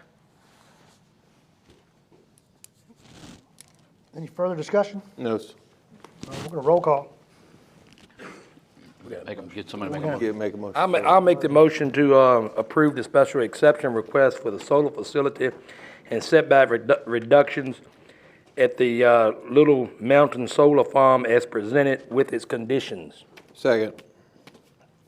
Roll call, Mr. Bowen. Mr. Chairman, we got a motion by Vice Chair Toth to approve this special exception and properly second by Mr. Rourke. With that said, how do you vote, Mr. Rourke? Yea or nay? Yay. Mr. Ingham, yea or nay? Nay. Ms. Norton, yea or nay? Yay. Vice Chairman Toth, yea or nay? Yay, excuse me. Thank you, Mr. Vice Chairman, for that correction. Mr. Collins, Chairman Collins, yea or nay? Yeah, you're gonna be 4-1. 4-1. Okay. Motion passed 4-1, Mr. Chairman. Okay. Just for clarification, I could have voted nay and still made the motion, correct? Yes, sir, you can. Okay, I just wanted the public we to have know to- that in the legal counsel. Right. Remember, we messed that up previously. We did. If I say poll, then we got to say your name. Right. Mr. Chairman, in the essence of time, I'd like to go ahead and move to open a special exception for Sunnyside Solar Farm public hearing. I'll second that. All in favor? Aye. Any opposed? All right, Mr. Cousins, you're gonna be subject to the 3 minutes. You're subject to the 3 minutes. You're in the public hearing. No, you're. You can come on, but you in the 3 minutes, he's saying. I'm held to 3 minutes, okay. You get 3 minutes, yeah. I'll be quick then. I have more packets. Can I start after I hand out these? Yeah, I ain't gonna start the time until afterward. You skipped over me, so I still ain't gonna start. I'm just joking. He started your time 2 minutes ago. I did. I will be brief then. I won't walk through the whole presentation, but if y'all just wanted to take a look Just at tell that. us about the site and the neighbors and so forth. That's right, yes. So this project is, another 3 megawatt project, another small scale distribution scale project. Sorry, let me grab You need my glasses? So, there's a few items I just want to touch on that are a little bit different with this project. Specifically, the, distance and setbacks from the road. This project is over 600 feet from Sunnyside Road. There are no residences directly north. There's one residence to the east and one residence to the west. So if you flip to the setback request page, they're a little bit different than what we're asking for with the other. We can meet the ordinance requirements for the right-of-way setbacks. We're asking for the same 150-foot non-residential adjacent property line setbacks. We are asking for a 465-foot setback to the parcel to the east, and that is fully buffered from this project. There's no way they could possibly see or hear the project. There is a parcel directly to the west that we are asking for a setback reduced to 150 feet from. We do have a signed waiver from this neighbor. They entered into an agreement with us, and they're fully supportive of the project. It's not a rental property. The gentleman and his mom live in the house. Just wanted to clarify that. These setbacks are based on previously approved setbacks for other projects. There are no streams in the site area. There's one small ephemeral wetland that rainwater will run down to and collect when it rains, but there's no streams on site. So we're not asking for any sort of stream setbacks. Our outreach has been very similar. We also had a community meeting for this project. We held it at the Crew Primary School down the road. Also pretty sparsely attended. I don't believe we had any neighbors come to the meeting. We did, just like with the Little Mountain Project, we've been doing outreach to these neighbors for a long time, making sure that, we introduce ourselves, we send mailers, made phone calls. Same with the Little Mountain Project. We also met with the fire chief, Fire Chief Schnepf, with the Crew Fire Department. They would actually share responsibility for both projects if there ever was a call. So we were, they both were informed about both projects, but we do have a letter of support from Chief Schnepf, which has already been read as well. Outside of that, we've kind of, the community benefits program was similar to, for both projects. We approached them as, a combined effort from both projects. We have the same voluntary payment condition as well that I mentioned, additionally with $35,000.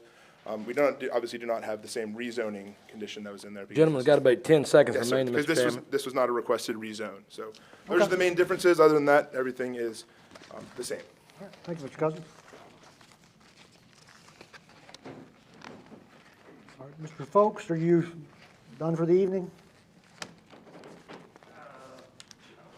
Sure, I'll take a little bit. Okay. I won't take 3 minutes.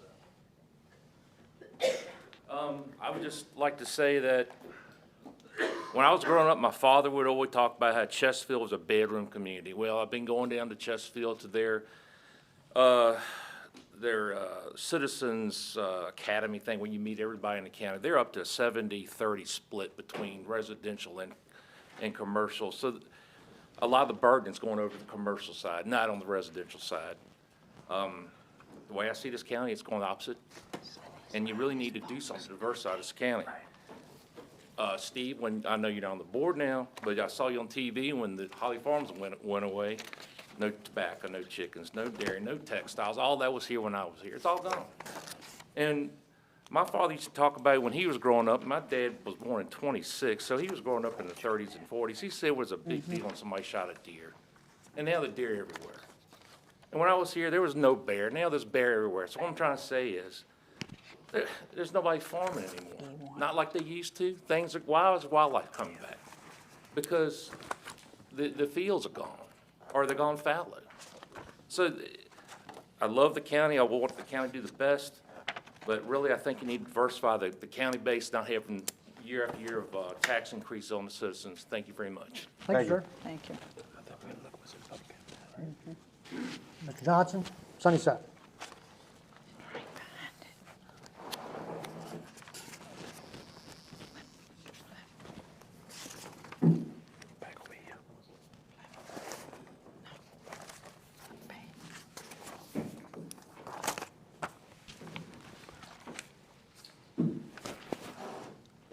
Mr. Johnson, you need me to hold that up? No, you got it?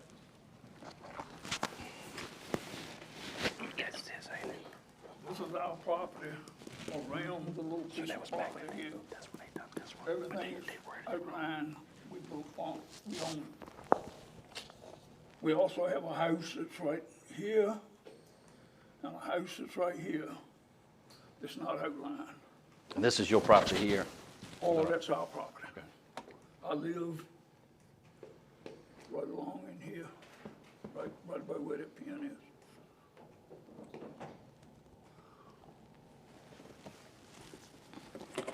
I'll set up right here. CB Solar has been, talked to me, I've talked to 6 or 8 different solar companies. I have collected $10,000 in an option on one piece of ground. It didn't come to fruition, but I'm all for solar. But I'm not for 10-acre solar here, yonder, and everywhere. It should be like the Rocky Ford, a large amount in one place where you see it one time, not every time you move and get up and go to the bathroom. Not everybody should see it. I'm in favor of big ones. I'm not in favor of this one because it's basically right in the middle of my farm. I got land on the west, I got land on the north, east, and the south. I think it would reduce the value of my property. And so therefore, I'm not in favor of it. Nobody wants to buy anything close to a solar farm. CEP Solar. They have a man named John Robertson. He's a salesman. He comes around and he gets your name on the dotted line if he can get it there. I asked him 2 specific questions. One was to give me a financial statement of CEP and whoever was backing them. They would not furnish it. I asked him to go to the CPI instead of just 2% per year for 47 years, or the length of the thing. The difference between what I think inflation is and what the 2% is it would be not much in 47 years.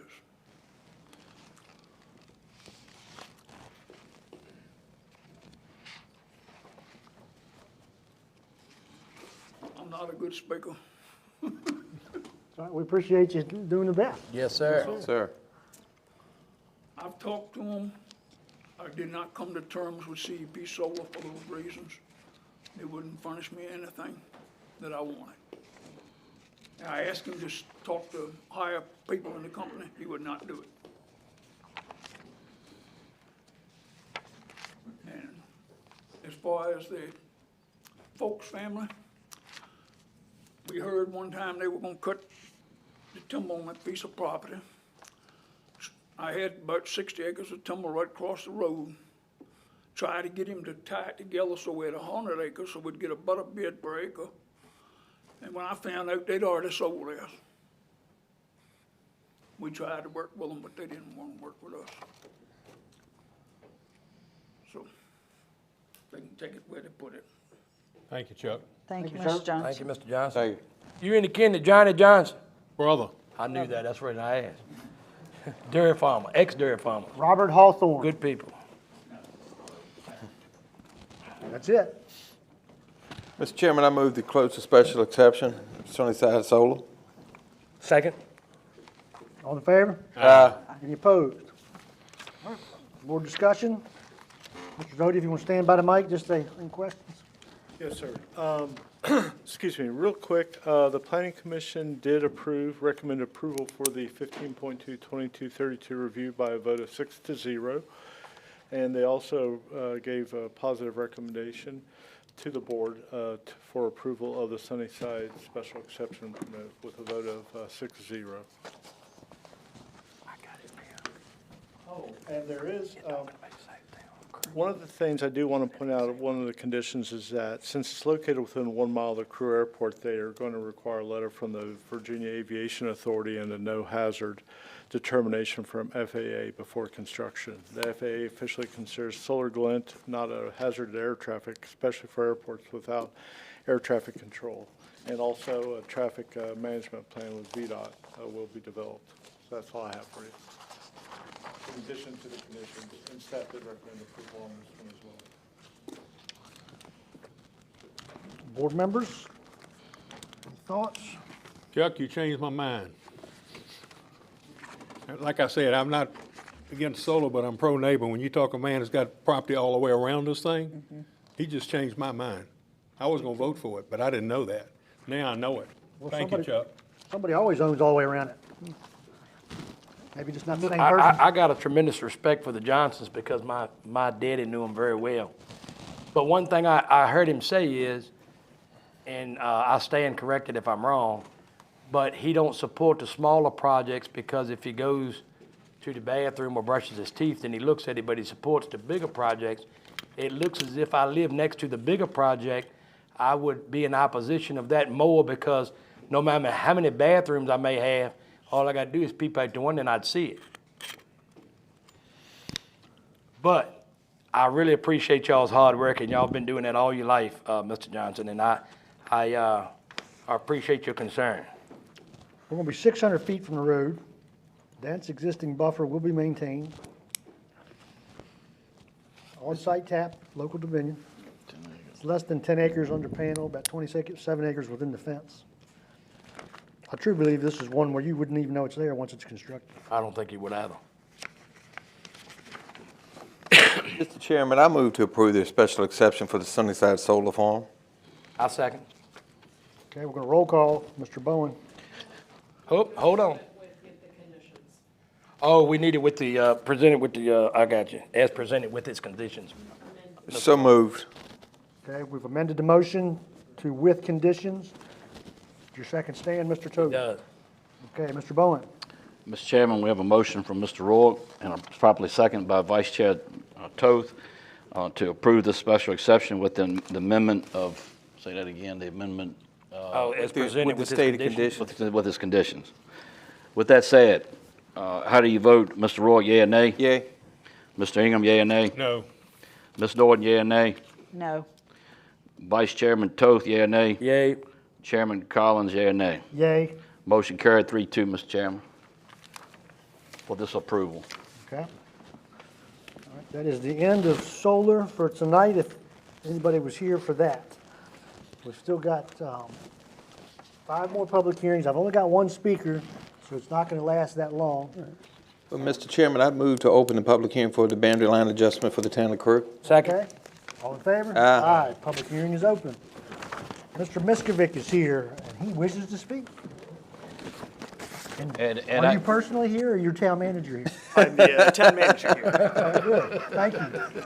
But before I begin with the boundary line adjustment, I'll be very quick. The town of Crew also wants to thank Supervisor Norton for her service to the 3rd District, which is most of the town of Crew is in the 3rd District. Thank you. So very briefly, back in 1990, the county approved a boundary line adjustment that brought into Crew the land then slated for what became our industrial park. In recent years, the industrial park has expanded through property acquisition. Luckstone has purchased land adjacent to the original industrial park, and Dominion has built a substation adjacent to that original industrial park. So we're looking to bring in the rest of the industrial park. Additionally, we like to bring our cemetery and public works facilities into town limits, which currently are not in town limits. So those who buy cemetery plots in the Crew Cemetery, who think that they're getting, spending their eternity in the town of Crew, are not currently. So we'd like to bring them in, welcome them back to the town, as well as land owned by the town southeast and of current town limits, and half parcels of railroad-owned property not currently in town limits. We've intentionally avoided any residential properties unless they came and asked to be included, and no one did. It comes to approximately 213 acres we're asking for. Town council had a public hearing in June. No one spoke for or against. I believe one person had a clarifying question, which was answered. And then council approved the proposal unanimously. And if you have any questions. I think, Mr. Chairman, just so, so everybody kind of get a handle, it's 300, y'all got it marked in here, excuse me, and I apologize for that. I had it marked a few minutes ago. 364. 364. Most of it is like Luckstone, the Crew Cemetery. In fact, your own town utility, I don't know, what are y'all doing? Come back up, Mr. I'm sorry. Correct. The Public Works building Public Works is not facility. currently in town limits. This includes the Public Works facility. It includes Cemetery too, correct? Luckstone, Cemetery, Dominion is the substation, some of the Norfolk Southern property. Has there been any controversy or any problems with any citizens in regards to this boundary line adjustment? No, not that I've I been bet made aware of. businesses, was Luckstone in support of it, you said? Luckstone had reached out and asked about it probably about a year ago. And we told them what it was, and they didn't express any opinion. Do y'all currently maintain the cemetery there? We do. You currently maintain it? Yes, we do. Even though it's not in the corporate limit? Correct. Gotcha, okay. It is still the town of Crew Cemetery. Right. Like Basically, our, last airport month, as well. I guess a month before last, Burkeville asked for a boundary line adjustment for Luckstone to make sure that was in, they possibly might be moving some of their infrastructure. And so I think those taxes are very important to the town of Burkeville, and I'm sure once this project, Luckstone starts, those taxes will be very important to the town of Crew as well. Correct. Be a fair statement. So this board, by making any decision tonight, is not going to affect any of the citizens of Crew, Virginia adversely. There's no problems that are out there. I'm sorry, one more There's no time. problems that are out there. Not that I'm aware of. Okay. Correct. Thank you. Yes, sir. Thank you, sir. Anyone else wish to speak on the Crew boundary line adjustment? Mr. Chairman, I move to close the public hearing for the boundary line adjustment town of Crew. Second. Okay, Mr. Ingram, second. All in favor? Aye. Okay, board discussion. Mr. Chairman, I move to approve the boundary line adjustment for the town of Crew. I second. All in favor? Aye. Any opposed? We're 5-0. No roll call needed for that, correct? No, I'm not going to roll call on that one. All right. He gets the vibe during conversation. Okay, Mr. Bowen, are you going to explain this one-time bonus ordinance? Or No, sir. I would like to go ahead and baptize Miss Jennifer Carter tonight, if that be all right with y'all. Out of the pot, didn't get fire. Anyway, I'll yield to her. Thank you, Ms. Carter. Good evening, Mr. Chairman, fellow members, and Mr. Bowen. Tonight's public hearing is regarding an ordinance that's needed to be in place based on Code Section 15.2-1508 in regards to the one-time bonus payment that the Compensation Board came down with earlier this year. Tonight's public hearing is just on the ordinance to be set to allow the bonus to be paid to eligible employees, constitutional officers, and their staff. If you'd like, I can read the ordinance, or it is provided for you in your packet. I guess one of the questions is the bonus required? No, it is not. It is not required. Is this funded by the state? Not in full. Not in full. The cost of the bonus is $153,102. There is a reimbursement of $41,582, which results to a net annual reimbursement or contribution from the county of $111,520 in total after the comp board's reimbursement. And was this included in our budget? It was not included in the budget. It came down in December, so that would be in FY26's budget. So it would have been in the middle of your FY26 budget, so no, it was not included. Is this intended to be a reoccurring annual? No, it is not. As of right now, it is known to be a one-time payment. But, Mr. Chairman, we're not on the vote tonight. This is just to adopt the ordinance, not to pay the bonus, correct? If you don't have the ordinance, you can't pay the bonus. Right, I understand. But he's saying, furthermore, we have to pay the bonus. If you approve this ordinance, you're going to have to pay it. You're right. If you approve the ordinance, you're given authorization to pay the bonus. Is that correct?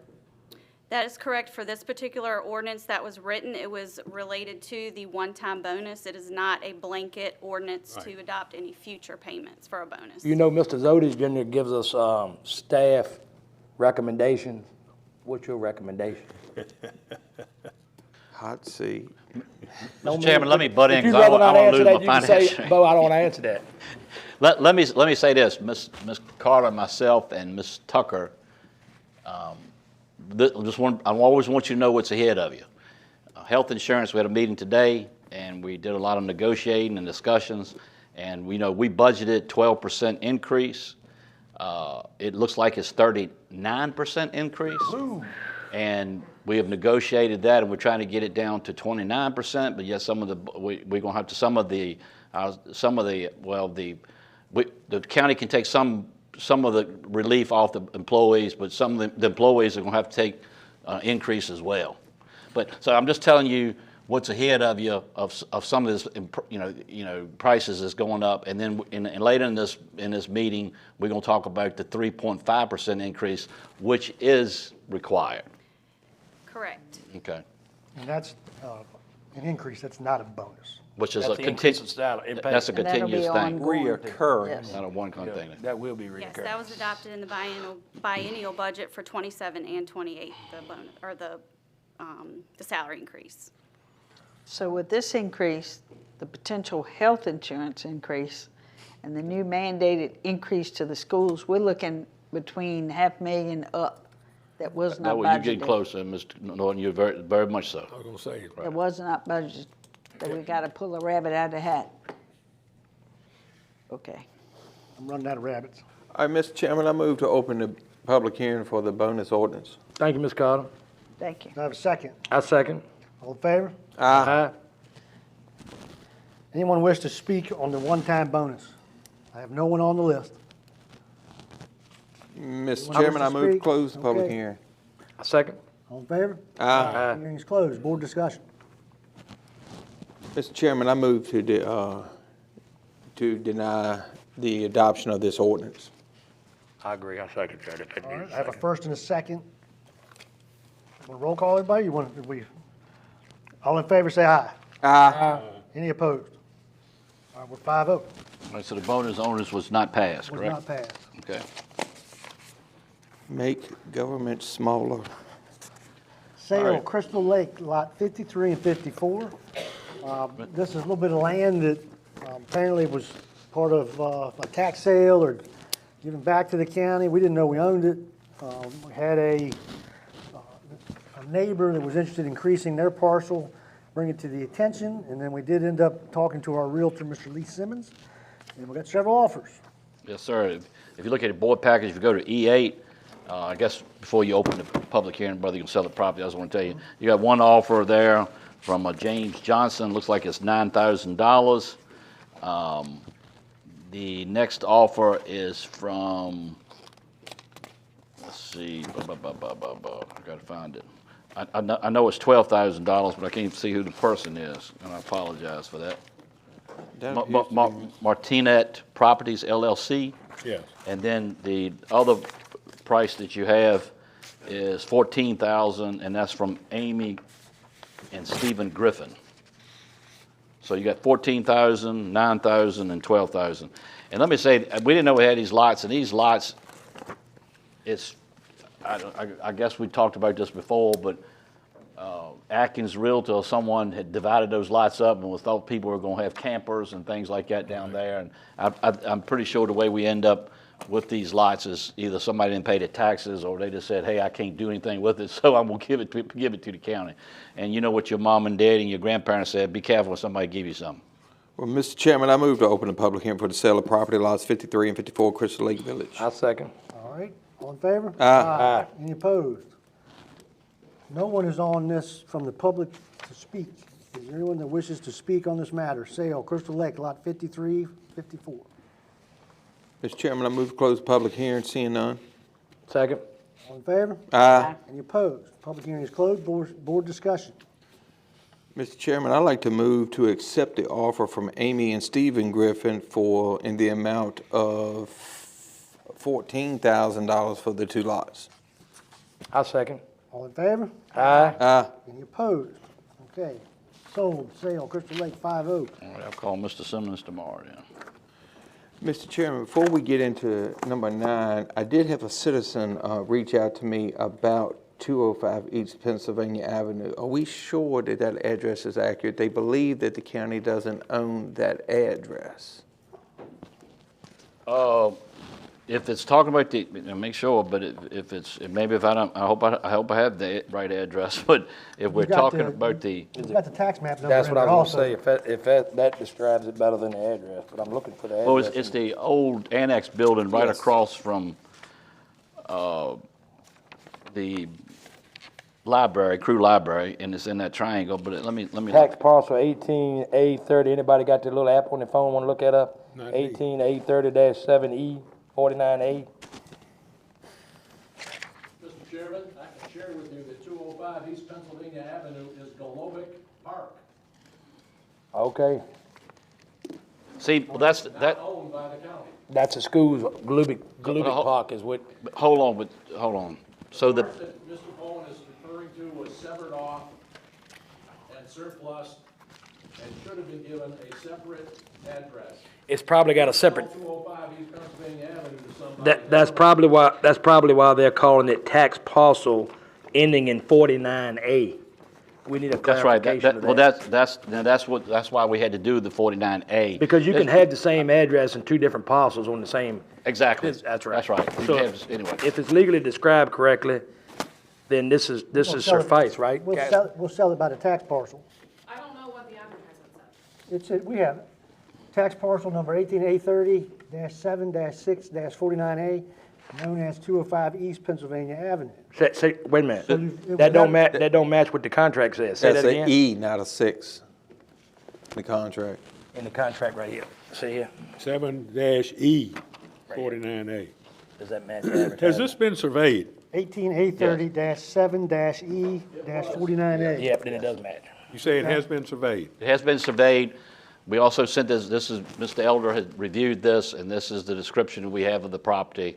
And So it I was hear, never, after the survey, after the mistake was made, it was severed, but then the E91 address was never, we never formed a Never created a new one. E191. And you wouldn't have to. so this was 905.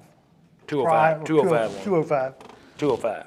okay. So Glubic Stadium is still 205, and this is still 205, but the annex building has its own new tax map parcel. That's right, that's And it right. was advertised to And that tax it was surveyed, originally, I think, Mr., tell me right, I think you're the one caught that from the previous vote, when you first got on the board. Yes. And so we had it resurveyed, and I actually went out there and took pictures of the survey where the flags were to make sure that building and that building only.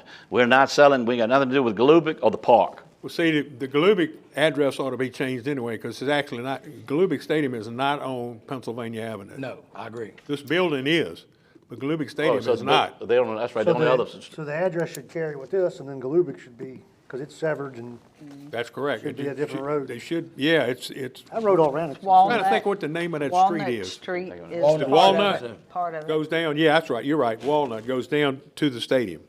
That's correct. Now, part of that, Galubic Stadium property is on Pennsylvania Avenue. It's the part that's beside the shop, where those old fields were in the Soccer dugout and fields. stuff like, that is part of Pennsylvania. But Galubic itself is not, but I mean, if you consider that a one lump sum, I guess Galubic would be on Pennsylvania.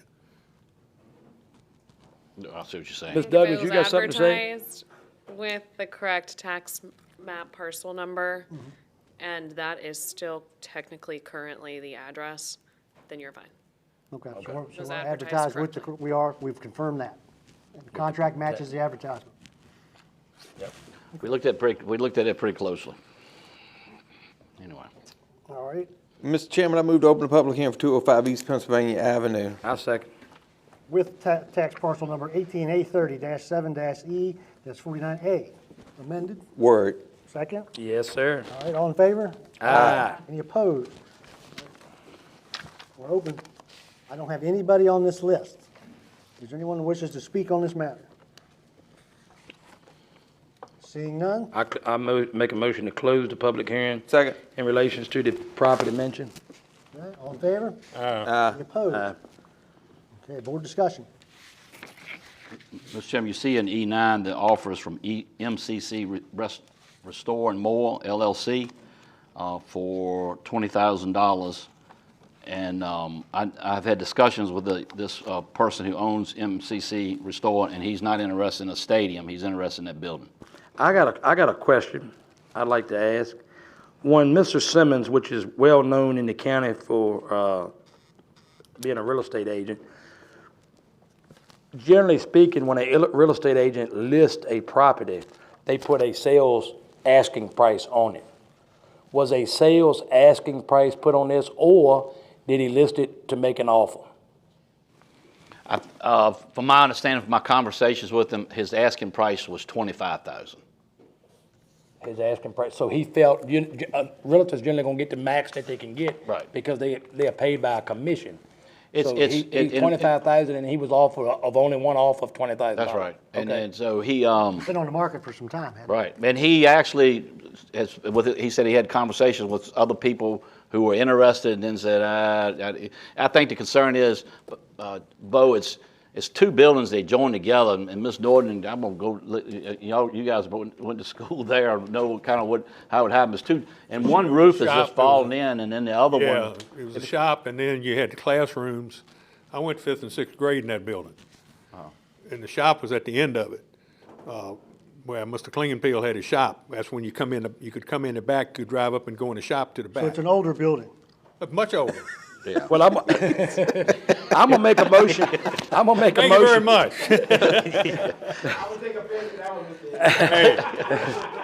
Hey, Damien, they do me dirty all the time anyway, so.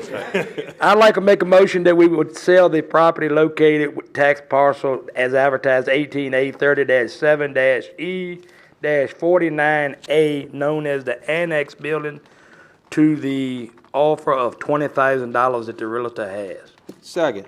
All in favor? Aye. Any opposed? Okay, 5-0, property is sold. You talking about how much of an antique? I think it's a liability, Well, because it's an old building. Yeah. Right? Somebody can spend some time in there, and it's got good square footage. I rode around it day 40. I rode around it, but I know it went in it because he said the roof was partially gone, and I don't want a snake falling on my neck. Mr. Chairman, I move to open the public hearing for 436 Quartermaster Circle, sale of property from Pickett Park.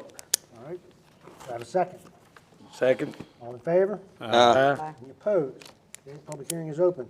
There's nobody signed up. Is there anybody that wishes to speak on behalf of the sale of 428 and 436 Quartermaster Circle? Mr. Chairman, seeing none, I move to close the public hearing. Second. Any closed? All in favor? Aye. Any opposed? All right, board discussion. Mr. Chairman, I have one concern, and it comes from a few months back at it's not about the offer or anything that, in this, the concern comes from a work session we had with,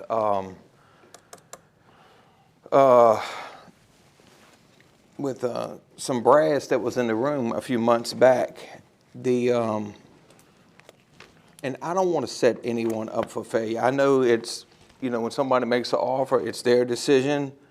If there's any, I guess you could say they should do their research and see if there's any concerns. But one thing it just keeps jumping out at me with this sale specifically is that I don't know how to say this other than say it, but it appears to me that the base doesn't want any business or private individuals on that base. And that was from their statement at the work sessions that we had several months ago. National threat was one of the reasons Well, for that. Bo and I had a meeting Tuesday. That feeling has not changed. They are not supportive of us having third-party deeds. The county's in there now. They don't agree with it. They knew about this public hearing. That's why they called for the meeting. They do not support this. It does not forward their mission. They're worried about security, private ownership inside the gates. They talked about drones, listening stations, and these are things that have been happening. They found some equipment that had come from China that had cutouts on it, remote cutouts. So China could turn things off. And I have no problems with approving this. The only thing that concerns me is, am I voting yes to something, to a citizen, knowing that potential eminent domain could fall on from the federal government? And they just seized it from him.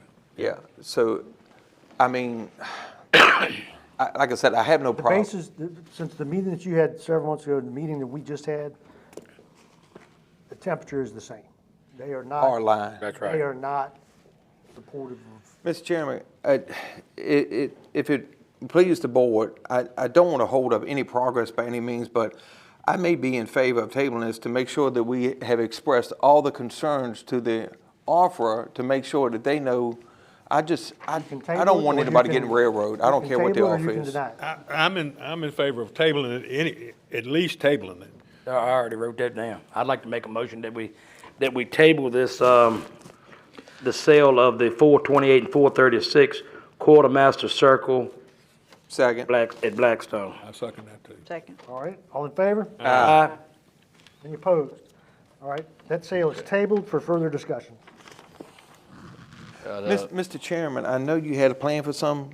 Could I ask briefly if we could maybe get Aaron out before any considerations for a break? Yeah, get Aaron up here. Yeah, that'd be fine. If that's up to you. Anybody can call these. Come on, Mr. France.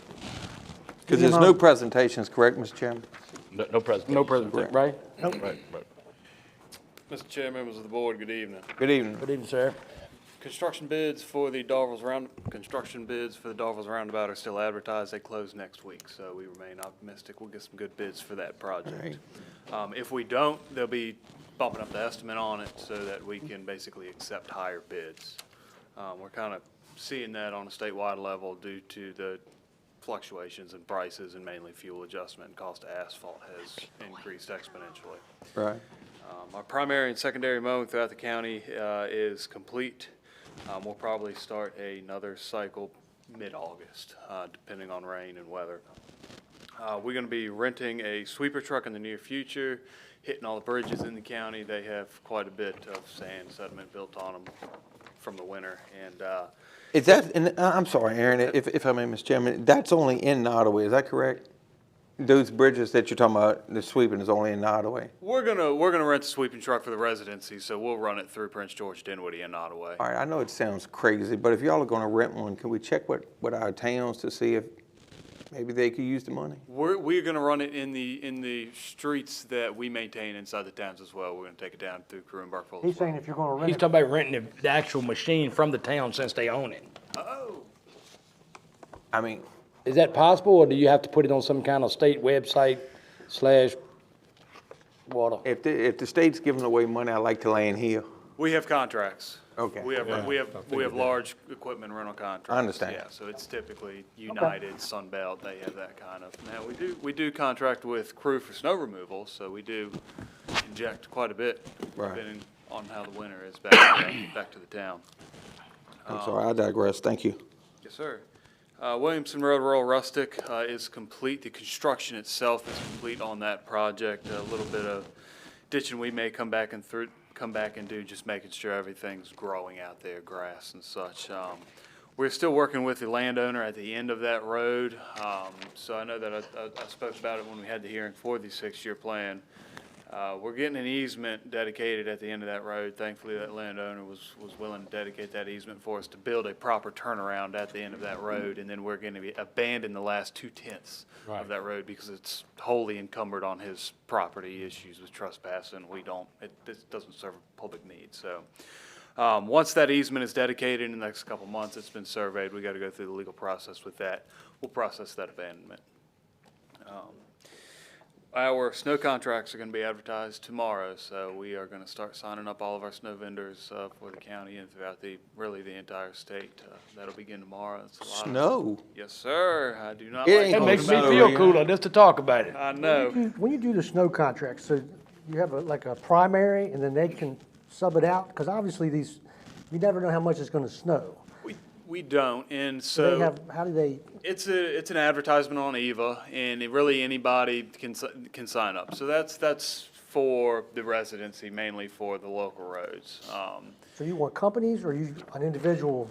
Most of the time at the residency level, we're dealing with small companies and farmers. And then they'll sub out, They you'll get a just couple contract guys with directly- tractors. They and- contract directly with us. Okay. Yep. Now, on the interstates, that's a whole different ordeal. Those are advertised competitively bid And contracts. so they'll bid a per hour price and you Yes, sir. accept it?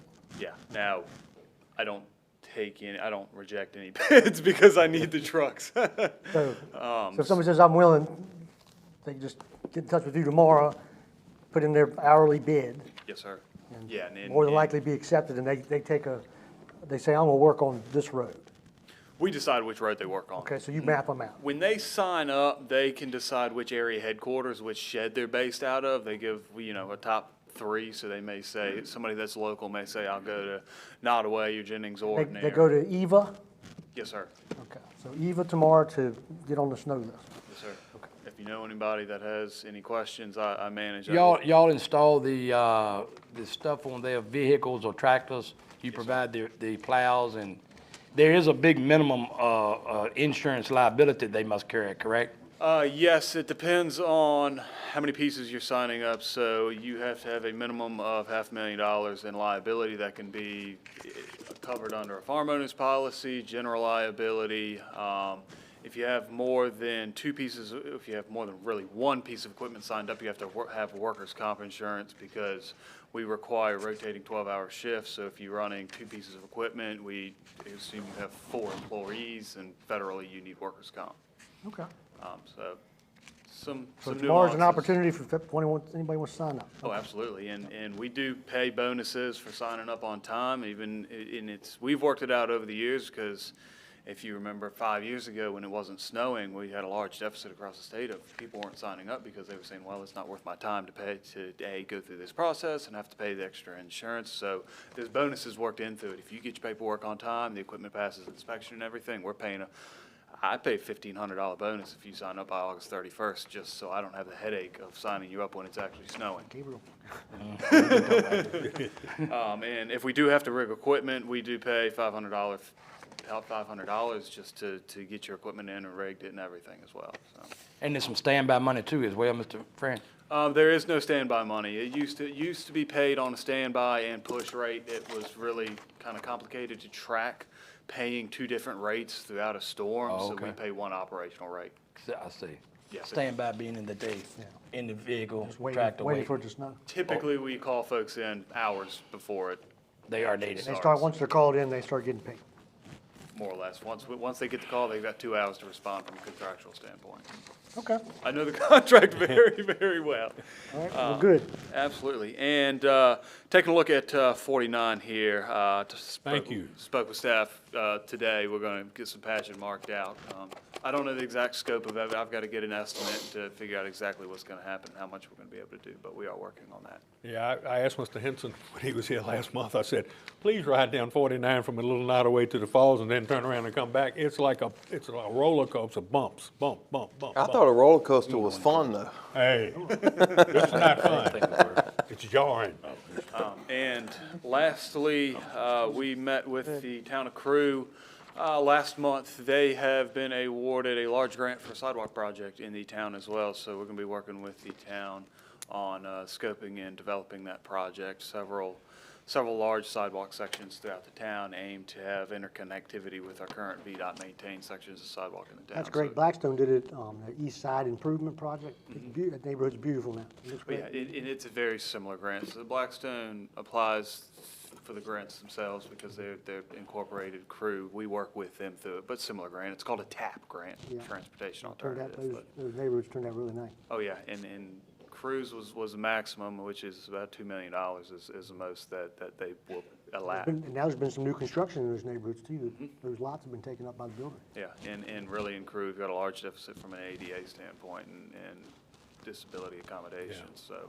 Well, we It'll help appreciate- out Main Street Crew, Carolina Avenue and Right. everything like that because it'll be accessible for disabled folks. Well, we appreciate y'all helping town and Crew and any help y'all give. I know because VDOT owns a lot of the roads and sidewalks in Crew, and Crew owns some, but it's very little that they own.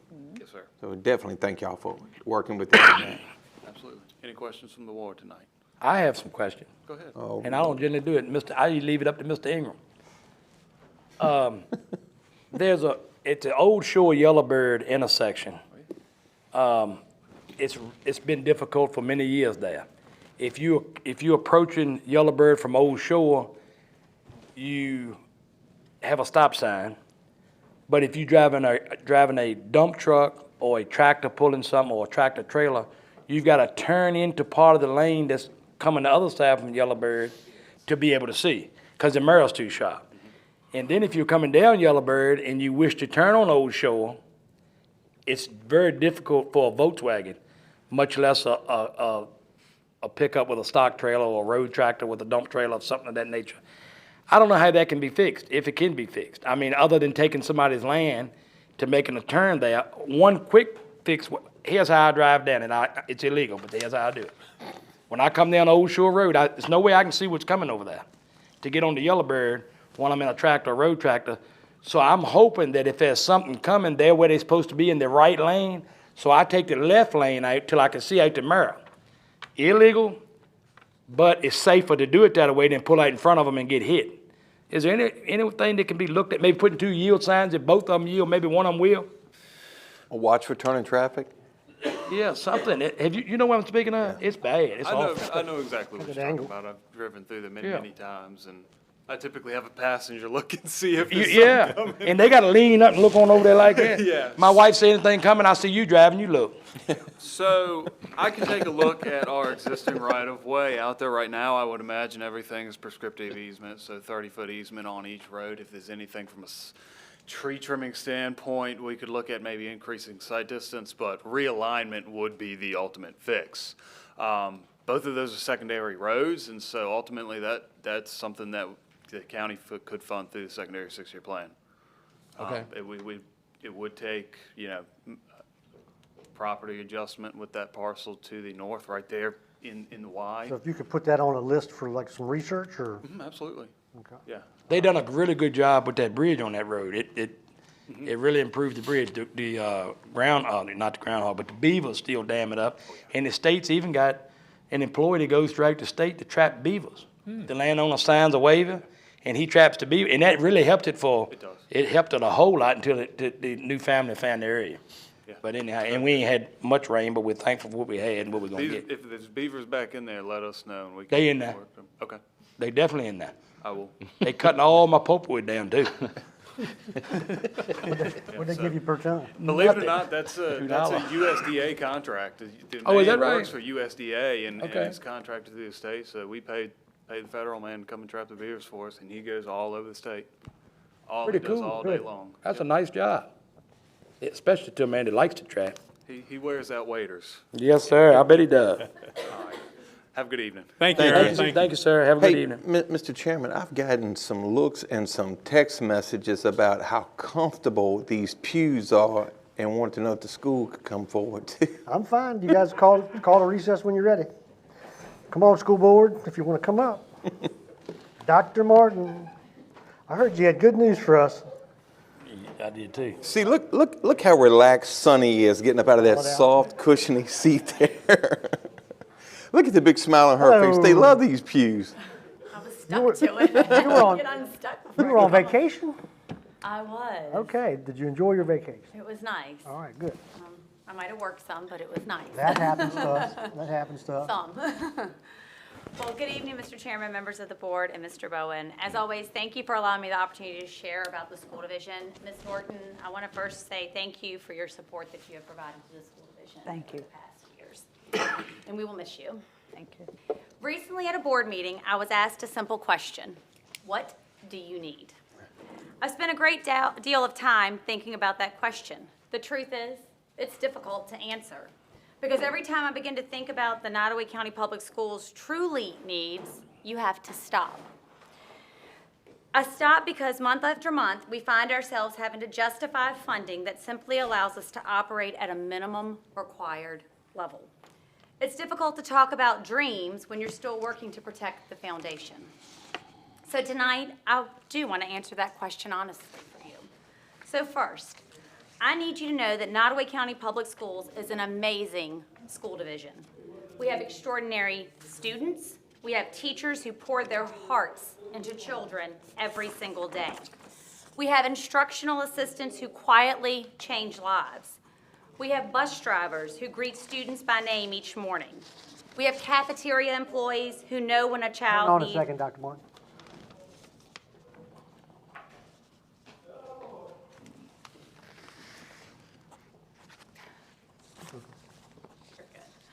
Okay, go ahead, Dr. Martin. They're done. We have cafeteria employees who know when a child needs an extra smile. We have custodians who care for our buildings as if they were their own homes. We have principals, coaches, counselors, nurses, maintenance staff, office staff, and administrators who consistently give more than what is required of them each day. We have a school board that supports the work of the school division. Every day, these people show up because they believe in our children. I couldn't be more proud to serve beside them. But I also need you to understand something. Doing more with less does not mean less is enough. For years, the school division has stretched every dollar entrusted to us. We scrutinize every purchase, we verify every financial process, we review our procedures, we ensure that every dollar is reported accurately and spent responsibly. We have been transparent and we have been very accountable. We are good stewards of taxpayer dollars. In fact, when we provided raises and bonuses to our employees this year, we did not come to the county asking for that additional funding. We did a state requirement out of existing funds to keep from asking you for more. We accomplished that through careful planning, evaluating our needs, and responsibly managing our budget. Because we believed our employees deserved that investment. Despite what is said, we could not take that money and save to make the budget required increase for this year. A lot of people think that if we just pulled the money over, but we would not have made the local effort for the current year that we were in if we did that. Or our county would not make that. This is what responsible stewardship looks like, but stewardship alone cannot replace investment. I also need everyone to understand how school funding truly works. School funding does not work like any other budgeting process. Approximately 72% of our funding comes from the Commonwealth of Virginia. Approximately 28% comes from the local community. Those two funding sources work together. When local funding decreases, state funding is affected as well. A reduction of approximately $242,748 in required local effort or local match is not simply just a $242,748 reduction. It places nearly $1 million in state funding at risk. That is money that directly impacts the education of our students. I also need to be clear with the understanding regarding the Amelia Nottoway Technical Center. ANTC is not part of the required local effort, despite what you may hear. It is operational funding. It is not part of our annual school report, and we must remove it as the state requires. The funding our school division budget for the ANTC includes supports for tuition and instructional services, which is part of that, which is what we budget in our regular budget for that. So our students have access to the career and technical education opportunities. These are completely separate funding conversations. Facts matter, transparency matters, accuracy matters, and most importantly to us, our students matter. I also need our community to understand that Nottoway County Public Schools is one of the largest employers in this county. We must invest in education, invest in local families, invest in businesses, and invest in a workforce development. We have to invest in economic growth, and we have to invest in the future of Nottoway. Education is not simply a budget line. It is the foundation upon which the future of this county is built. So you ask me, what do we need? Tonight, I want to answer that question for you. We need a vibrant career and technical education center located on our campus that provides students with hands-on experiences, industry certifications, and employability skills that prepare them for successful futures. We need buildings where our maintenance team spends less time responding to infrastructure failures and more time preserving excellence. We need facilities that are fully ADA compliant because every student deserves access. We need classrooms designed for learning, not buildings constantly requiring repairs. We need teachers and staff who are compensated in a way that reflects the incredible work that they do each and every day. We need salaries and benefits that allow us to recruit and retain the very best. We need class size closer to 15 students for every teacher because every child deserves individual attention in a classroom. We need instructional assistants, counselors, specialists, nurses, and support staff to meet the growing needs that we have of our students. We need athletic and instructional facilities that match the potential of our children. We need stronger partnerships with businesses and industries that create internships, apprenticeships programs, and meaningful work-based learning opportunities. We need a state-of-the-art learning environment that tells every student who walks through the door, you matter. We need this community to support the 1% local sales tax referendum dedicated to school construction and renovation so we can begin addressing the long-term capital needs facing our school division. We need our community to recognize that education is one of the greatest investments we can make in the future of Nottoway County.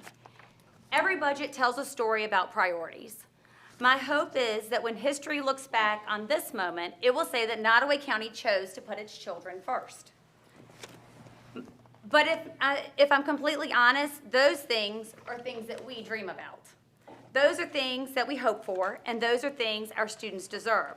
What we actually need today is much simpler. We need the county to provide the additional $242,748 necessary to meet the required local effort and local match. We need to be able to certify to the Commonwealth of Virginia in 15 days that Nottoway County will meet its required commitment so that our school division can continue receiving state funding that supports our students. Because without that commitment, we place nearly $1 million in state funding at risk.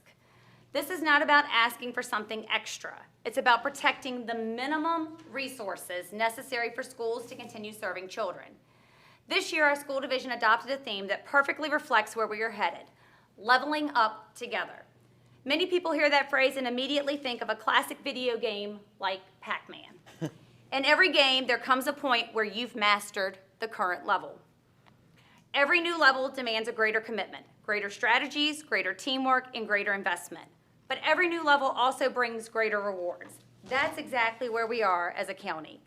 Nottoway County Public Schools has demonstrated that we can accomplish incredible things with limited resources. Our students continue to achieve, our teachers inspire, our staff continue to exceed expectations, and we have reached this level together.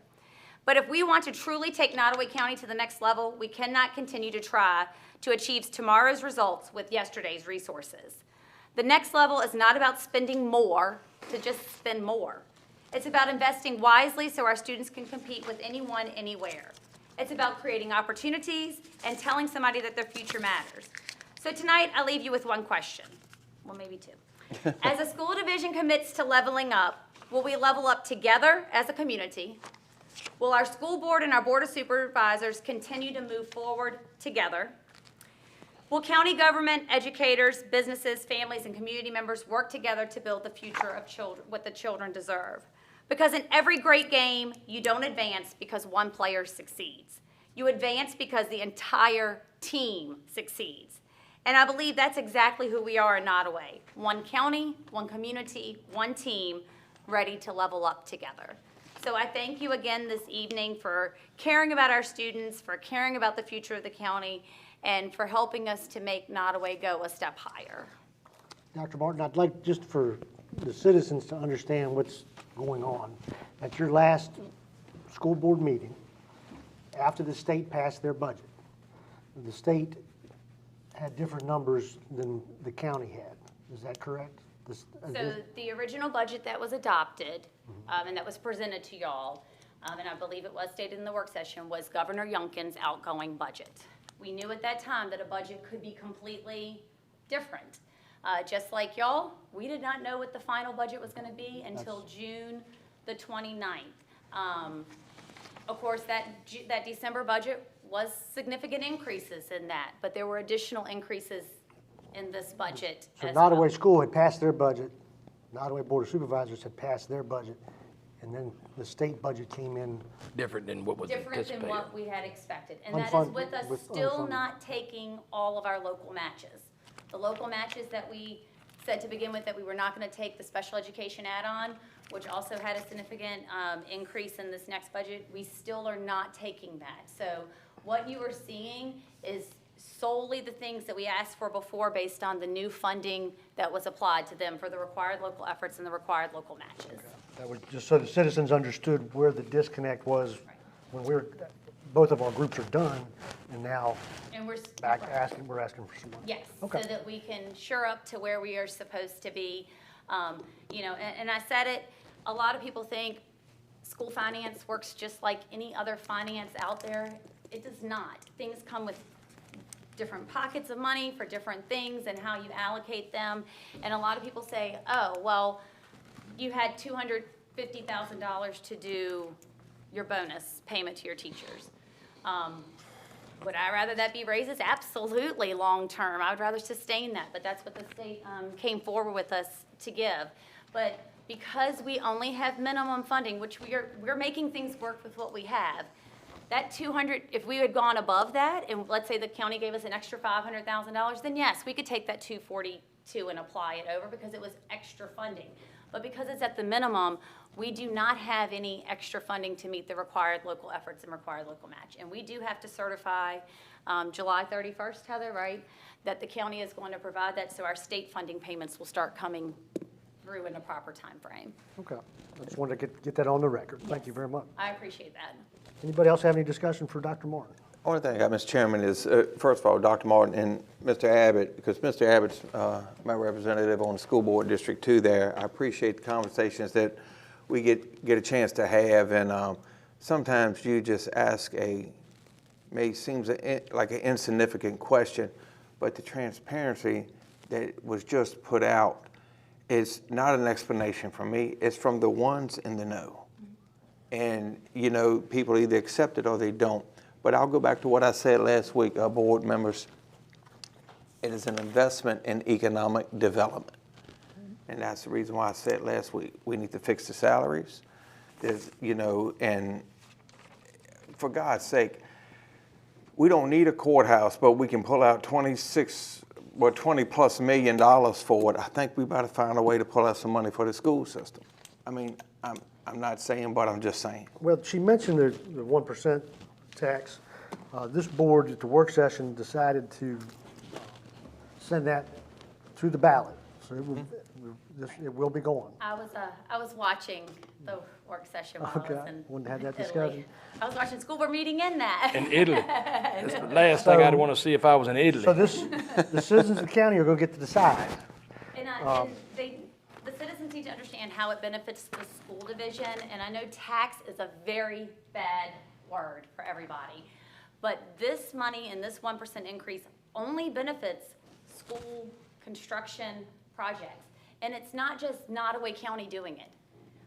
If you look, almost everybody is now trying to get it on their ballot that do not have access to it. So I've heard people say, well, I'm just gonna go to another county and buy my stuff there. Well, you're just gonna pay them That's for right. for their schools instead of putting the money into our schools. 1% is not very, it's I've got the code. $1 per 100. Right. I've got the code, and it's such resolutions shall state, if the capital projects for the construction or renovation of the schools are to be financed by bonds or loans, the date by which bonds or loans shall be repaid, or if the capital projects for construction and renovation of the school are not to be financed, a specified date on which the sales tax will expire. It is dedicated funds. It will be held aside for construction and renovation of schools. We know that there's a laundry list of things where we address crew with their HVAC, still want to do the entrances, and still not ADA compliant. So conversations need to be had around this county about if this is something they want to do. Now, we do have, I talked to one of the other rural counties, they said, well, we just have people to leave and then come back home, so we're just going to charge our citizens. Blackstone has Fast C, Fort Pickett, Crew and Burkeville have got DOC, VCBR. Those are places that came here because the county said, well, let's supply some employment. There are people coming into this county to work. And so that's an outside source of. And it's, Dr. Martin, do you know a rough percentage of the teachers that teach it, that live in the county, within the county? Would you say it's half, maybe? I would say it's over half. Is it over half? Well over half. Well of over our half. employees live within Nottoway County. That makes about a sense And- driving wise. Right, and for the 1%, just to let you know too, that's not groceries. That's right. It's not hygiene products. That's right. Those are not included in that. That's if I want to go buy my fishing pole at That's right. Walmart, that I'm going to pay it there. It really does take us both working together to get people to understand the benefit. I hear all the time from community people, we need a gym, another gym at the complex, a competitive gym. Not saying that that's the first thing that would be on our list, but those are all things that could be done with school construction funds and money, a lot of those things. I mean, eventually, we're gonna need new schools at some point in time. I mean, when we say our newest school is over 30 years old, that's significant. Well, Mr. Chairman, Dr. Martin, I'll go on record now. I mean, my intent is I will be voting for the 1%, but I'm just one vote, and I will support, and, I will put the labor out there to encourage people to vote, and for the right reasons, as long as they understand it, they'll understand. As a board, I think we decided that. Yes. Right. We're all It'd in be less agreement. taxes that we gotta pay in other areas. so Pass through, us, we're gonna pay it. Let's talk about the clock here, okay? And I'm gonna be coming to you there for a minute, Ms. Douglas, so hang tight right there for a minute. So let's go to J2 just real quick, 1% tax revenue. Because, now hold up, just so we gotta go back now and approve this 242,748. We gotta get that money allocated. You wanna do that before we start talking? Yeah, I'll about make a motion that we allocate $242,000, was it $748? Second. Hold We on. gotta do the whole budget approved. The whole budget amendment and appropriate the whole budget amendment. Right. I don't know if I have that in mind. Is that in the package? Your part is the 242. That's what's gonna be added on, right? That's what the county has got to supply, but we need you to approve the whole budget amendment that came from the Hold on state. for a minute, John. Does that require a public hearing Yeah, with it's that here, amount? 242,748. It's on a green page. It's in your stack. I have my copy if somebody needs it. Right. Should not. This is what you're looking at. No, it does not require a public hearing. Okay. It does not, no. You said it does not? This is what you're looking No, at. it does not.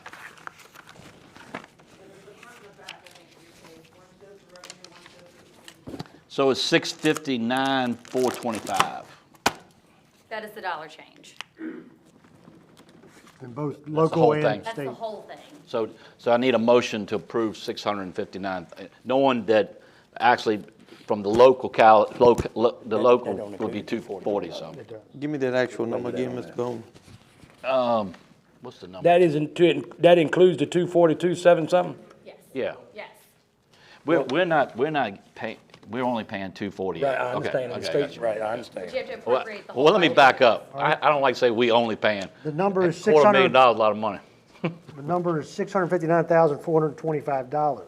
Which includes your 242. Then that's the motion I would like to make then, to approval of the $659,425. My second will stand with the amended amount. I have a first and a second. All in favor? Aye. Any opposed? All Okay. right, all right, now let's, if you Funding don't, provided. if you don't 5-0. mind, while we still have her, 'cause she may be leaving, okay, and I so I'd like to go to She J2. would like to go, probably go home. Right. Well, Me too. I said I would stay for you. yeah, you would, but let's go ahead and get So that straight. J2. J2, so go to J2. So when we had our work session last Thursday, of course, school board was having their meeting, their regular meeting. I told y'all that we really were gonna have a work session because we were gonna go to the August 13th Crew Fire Station for the PPEA. Right. That's going to, so people can see the courthouse, blah, blah, blah. Okay. Mr. Bowen, Mr. Chairman, just for a point of order, I move to amend the agenda to move to J2 item. I second that. All in favor? Aye. Any opposed? Yeah, thank you, Mr. Roy. We're back up. All right, so, so going back with that, so if you look at the clock again, the referendum must be passed and advertised at least 81 days prior to election date. This would be August 16th. So that means we got to pass this thing August 13th because we can't wait to August 20th for our regular board meeting. We can pass it. in Call a work special session. meeting. No, do it in the work session. session, whatever. But all right, so what I'm telling you then, I'm gonna be with, of course Jennifer will be there, but she'll be at the work session. But hey, I haven't still got to my question yet. But and then I'll be with English and crew from 6 to 8. My question is, before we put the referendum on the ballot, does Dr. Martin have to identify the projects that we're going for? No. Okay. I'm asking a lawyer. So it's just construction and renovation. But there doesn't have to be, You don't. you have to dedicate. Whatever referendum, if it's passed and if you move forward, then we have to have an ordinance. The Okay. ordinance will then give a deadline and a timeline for how long the tax will apply. At that point, Well, the reason why I asked that, because my understanding is the referendum is not, it's not a forever and ever amen. well, the referendum just asks the citizens if they want to do it. The question is, it's just a question, yes or no. Okay. Once the referendum, assume it's passed and everybody's in support of it, then you gotta have an ordinance. That ordinance limits the timeline of the sale. Okay, all right, that's what I need to know. Okay, so we're not, this is the first step. First So step. do you, Okay. why don't you want us to have a work session where you are and everybody be together and be done? Because the work session that we're having at PPEA is set up where they'll float in at 6 o'clock, at 8 o'clock. It's not, we're not setting at tables. We do a special work session? But we can, I want to be up there with the citizens talking about this, that's their money. I don't want Okay. to be down here talking about. Does this gotta be, does But this how gotta you be, gonna- how you does gonna- this how we gotta be gonna- advertised? Yes. Yeah, it's got to be It's gotta be advertised. advertised 2 weeks, 2 weeks correct? straight. Right. That's what I thought. So that's why I need to know tonight. That's why we go to J2. Y'all gonna get permission to go ahead and advertise it. it, and we may have to, But I'm trying to orchestrate that. You My see what I'm question saying? is, why can't we say English is going to just do their thing from 6 to 7, and then at 7 o'clock, we have our work session? Up there. We don't need 2 hours. I don't think we need 2 hours. I think Okay, we can- all right, well, I'm just talking about think that's- what we But it's agreed on the other important- night. That's Yeah, what, but it's important that we're there okay. for our citizens So, with an so I'll get expensive English 6 to 7, and then we sit down at a table and start our work session. Right. Okay. do it up there? It's gonna be at the crew fire station. Yeah. Yeah. The reason why the crew fire station is so much easier, people get in and out. Yep. And it's right, they can park close to the do buildings. that. in the central part of the county too. All right, thank you, that's what I need to know. Yeah. So you'll get, Puts us all together and with English, with you, and then we'll have I don't need a vote to go forward with the public hearing, that they just agree, and so Andrew, we gotta make sure you get it on the clock, right? You ready for it? Okay, all right, that's already all I got it need to know. typed up, J2 ready done. to go. J2 done. Thank you. I think that's, Questions? she's done. I need somebody to clean the pews because it's sticky. Okay. I get, thank you, Sean. Look, between her and Buddy, they've just been was- on vacation. They I got plenty of happened- energy. I happened to be with, I guess with both toes, but I just told her that I thought Jennifer Beck was a very nice young lady, didn't you? She's a very nice young lady. Right, anyway. I told her one day I'm gonna fall alongside of y'all and walk. She said we walked 3 miles. I said, you don't think I'm capable of walking 3 miles? I told her I'd walk faster down the hill than y'all did. All right, that's it. Hey, I'd like to make a motion, thank you, ma'am, Thank that we you. take Thank you, Dr. Bond. a recess. You want 10 minutes? 14 minutes, 2 cigarettes, please. He said 14 minutes or 4 10 Well, then, minutes. look, while we're at that, we might as well say we're going past 10 o'clock. We can do that when we come back in. Well, we can say it now. Is everybody okay if we go past 10 o'clock at this Yeah, meeting? with this recess, yeah. I'll second Mr. Toth's motion there. Okay, let's, We got so many. All in favor of it? 10 minutes. all in favor of the recess, say aye. Aye. Any opposed? Bye, Henry. Nottoway Bye, is Henry. recessed for 14 minutes. 14 minutes. Bye, Henry. Thank you for coming. We had a young fella here tonight, Heather's. good, good. Yeah. Thank God he takes after daddy. This is one number.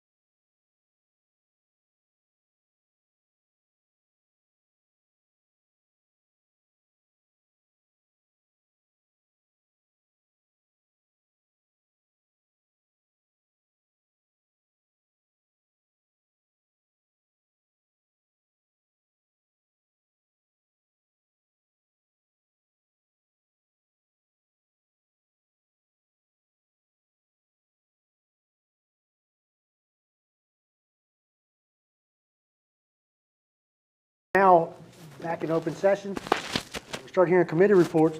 I want these gentlemen to realize that we've read these reports, so we'd like to have brief discussions since it's 10 of 10. Yes. All right, we've got, school board has left, Mr. Zodi. I have nothing to report, sir. All right, excellent work, Mr. Zodi. Mr. Hyde. Real quick. Mr. Chair, members of the board, staff, and citizens, good evening. Just two items that are not in your packet. If you have questions on that, please ask of me tonight. Okay. The defibrillators are all in the libraries, it's not in the report. Okay, great, That's excellent. done. Good deal. All three libraries. And then we also have received another grant, a no-match grant from the state for GIS work that we do each year, and also with different mapping and CAD improvements, and that's $10,000. And I got notice this week that we are getting that. It was July 1 grant. And that's all I have. Do you have any All right, questions? excellent work, Mr. Hyde. Thank you, sir. Okay, thank you. Thank you, Ms. Chairman Hyde. Collins, Piedmont Regional Jail, they absorbed the state budget increase at the jail by picking up some extra federal inmates. Cool. So no request from them. That's my report for Piedmont Regional Jail. Mr. Bowen, Pickett Park, Burkeville Elementary School, Finance, Jennifer Carter in a second. Pickett Park, really no report, but I do want you to take close attention to Yes. Tammy Rayford's, the treasurer report under H3. The LRA went, I know you've been hearing different tales, but that's how much money you collected, how much dispersed. The LRA went in the hole $24,666. Last month. Last month. Okay. Just want you to know that. The other thing on the Burkeville School, Mr. Chairman, I just want you to look at G13 real quick. People are using this, and David's been helping me about using the volleyball. They had a couple camps out there. Is it all right if I charge $10 per child? I don't know how to charge. I'm not a bow-toed. I don't know. He good. It's a good thing you ain't. I think The world could not stand to us. the board had the discussion about it, and you guys said you were going to do. We talked about it in the fire I was saying event fees, and you guys said, no, just do a. like a $100 So if they event fee. sign Event up, fee structure. but if they, The bigger but if the they group, do, the more it if they is. do a volleyball camp, then it's $10 to join the camp. And it comes to the utilities of the school. It's a service to benefit the community and the children. So I first thought that we tried to capture a percentage of the light bill of what they thought they was gonna use only, not anything, but there's no way to calculate that. Right. You can't calculate So if that. I think maybe your idea now is an event thing, like I say, it's $100, and if you get 200 kids in there, congratulations, you did pretty good. Because I'm gonna leave the AC the same. You no said matter that, you got to for the floors. Okay, all right, that's all I needed. So just an event fee, would it be 50 or 100, or you decide? Let me But if work you, on that. anytime somebody wants to use it, Gotcha. that's this fee. Okay. Mr. Chairman, Mr. Bowman, do y'all think that maybe we could look at what comparable events are charging? Yeah, I was trying to figure that out too, like, anyway. I know the Greens down there, I think you gotta rent that for $50 or $100. But the power is the gymnasium. Right. That's the power. If I Yeah. shut that thing down, it would change the whole chemistry of the building. What Blackstone end up doing at the Armory? Did they? That's what I'm asking. Let me have a conversation with Philip then. I don't want to Yeah. hold up, because I know we got some other things. Okay. All right. I'll work on it. But that's all I wanted to ask. Okay, Ms. Carter, Finance Director, did you have anything? Let's see if you get a well job done. She's scared to talk, you ain't let the other. Unfortunately, mine's a little more lengthy than that. I do have a couple of appropriation requests. My first one, I won't be too lengthy in this, but the library is asking for a carryover request from their Dolly Parton Foundation fund. They had $799.52. I'll take a motion to carry over the Dolly Parton. Second. He said, take a motion. I'll make the motion. Second. All in favor? Aye. So moved. Here we go. 5-0. They also had additional funding from the state after the state adopted their budget. So they are also requesting additional funding at the local level of $6,267 to align with the state funding change after the state adopted their The same budget. problem, the state passed their budget Yep. after we did. That is correct. Yeah. I'll make that motion. Second. All in favor? Aye. Any opposed? All right, 5-0. And finally, the same thing for the library. They actually received a grant in $300. So the request is to accept and appropriate that $300 into their FY27 budget. I'll ask for a motion. I'll make the motion to accept the $300. All in favor? Aye. Any opposed? Next, I have quite a list from the Nottoway County Sheriff's Office. First, they received $6,694.64 from the Crime Solvers program in FY26. That was not appropriated. So this amount needs to be appropriated into their FY26 budget, and they're asking to carry that over into FY27. I'll make that motion to taking care of that over to FY27. All in favor? Aye. Any opposed? 5-0. Next, they have $11,672.54 from the DMV Safety Project Grant. Leftover funds in FY26, they're asking to carry over into FY27. I'll make the motion to carry $11,672.54 over Second. to 27. All in favor? Aye. Any opposed? 5-0. The next carryover request is for their contract buyout program in the amount of $22,227.02. Left over in FY26 to be carried into FY27. Make that motion to carry it over in $22,227.02. Second. FY27. All in favor? Aye. Any opposed? And that's outside contract, so if they hire a deputy from another county, Then they can use them funds. they can use That is that funds correct. to clear him into Nottoway. Okay. That is correct. He or she. Okay, Yes. go ahead. Next is $815.85 from asset forfeitures to be rolled into the next fiscal year for purposes related to crime prevention efforts. I'll ask for a motion for 18. I'll make that motion, 815.85, to be carried over in FY27. Second. All in favor? Aye. Any opposed? The next, vote. sorry. The next carryover request is for $43,000 to cover the cost of 6 replacement tough books that are used by the officers daily. Currently, those 6 are in dire need of replacement and recommended by their IT staff. That are over 5 years old, I'll make a motion to get that $43,000 from the line mentioned. Second. All in favor? Aye. Opposed? 5-0. Jennifer, can we add them all together like with the recommendation that? We almost done now, brother. We can do that. Right.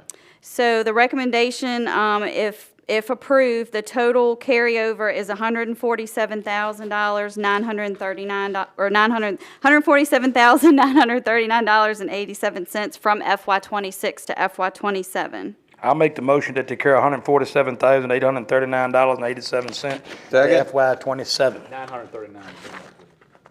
What was it amount again? $147,939.87. Okay. I said $147,939.87. That's okay. I may have. My second stands. Second stands. All in favor? Aye. Any opposed? That concludes my report. Thank you, Excellent, Ms. excellent Carter. work, Ms. Carter. Thank you, Ms. ma'am. Clark. Mr. Chairman, Yeah. Clark. so we don't keep running through the rest of this meeting like a Russian racehorse. May I make a motion, we go past 10 o'clock, please? Okay. I second. All right, we got a first and a second, go past 10 o'clock. All in favor? Aye. But I'm not opposing the Russian racehorse part. I like that. All right, we'll go in here to constitutional officers. Sheriff Jones, anything? Nothing to report at this time, but I just want to thank the staff and all for us. Thank you, Sheriff. I don't see anyone else.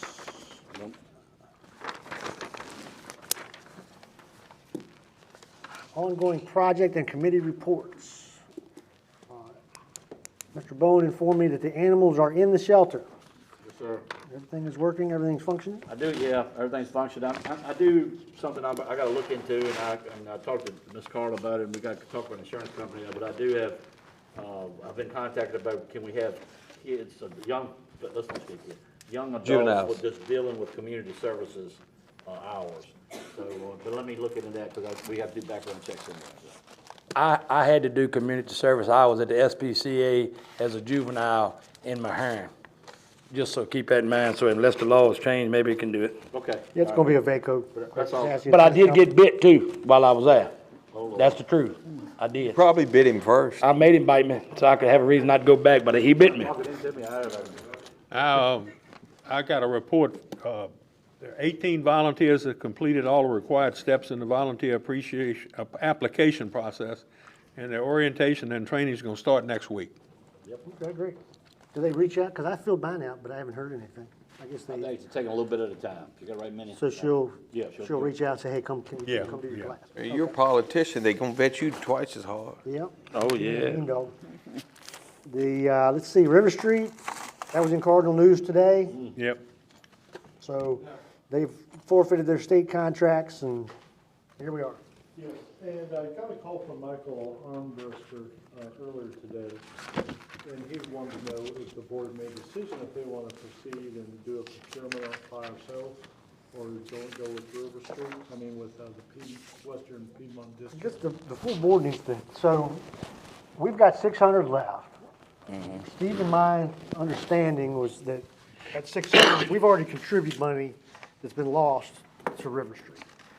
And so DHCD has got some Nottoway money, like 1.2, Steve, it was 2 pots, Yeah, it's like 1.2. that they can offer a bid with these other counties to see what they get as far as an offer, and then they're trying to get an extension to April or May, maybe June 27. My understanding was that we can take that 600 and put it towards the animal shelter. ARPA project. I guess, Catherine, if you can determine if that's true, In the form of a payback, right? we'll put it on the loan. That's what I'm saying, in the form of a payback. So we would take our 600, because it had to be a ARPA project prior to the end of '24. Animal shelter is that. Or we can pay, maybe you said it already, you can pay Western Piedmont Planning District, and you spend it even though they haven't spent it. So we can put the 600 into the broadband project. They've already got some money from our ARPA money that they're gonna put in. And it was egregious. If we can use the 600 here and let it stay home, Word. Can we get it? So we've got the 600. getting the 600 back from, Is the 600 sitting in You're the, talking about the clawback. well, you're still under contract with, what's their name? River Street? No, you're not under With contract. West Piedmont? You're under contract with West Piedmont. So we're gonna have to, if we don't wanna there's kind of 2 different avenues here. You can use them, continue to use them, to try and go through their procurement process which they have Hire another company. They have informed us that they're working with other localities to try and go through a procurement process to get another company that could cover River Street's discrepancies. Or, Deficiency, that too, failure. failure.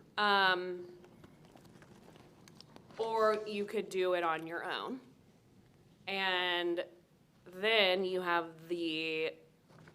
regardless, you're gonna have a timeline of December 2026 to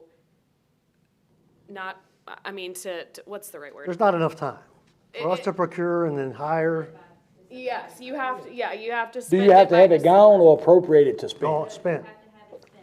Yeah, you have to have it It's spent. already been obligated for the broadband project in the ARPA reporting. So technically, based on the federal guidelines, you have to use it for broadband. So we can't Can I use it for the animal shelter payback then? all right, well then that's our only choice is to participate in the Well- procurement with Western Piedmont, pay them the money. No, you don't have to use it with them. You either can use them, procure with them, or you don't have to. But you gotta do it with someone to do with But you broadband. gotta do it likely with somebody in broadband if it's been appropriated. And you gotta trust the whoever you're expert giving on the there. money to. You gotta do it right now. And you gotta do it right now. Yeah, Well, because of who's the replicable, deadline. who's replicable broadband? Can we at least, and I'm asking Jennifer you this, can we ask who can we ask to say, hey, we would like to take the 600 and put it towards the animal shelter? Make them say no. I think, from what I have said, it's going, and I think Jennifer probably agrees with this, to substitute an entirely different project and to reappropriate. It's It's near impossible. But it's a project that we have given money to. And I get it, and that's permitted within the confines of the law. But at However- this juncture, we don't have the time and luxury to research and beat the deadline and have the project completed and paid by December. If we stay with broadband, we can pay the money to West Piedmont. That's by right. the end of December. And then it's gone, it's spent. And then they'll distribute it to the providers over time.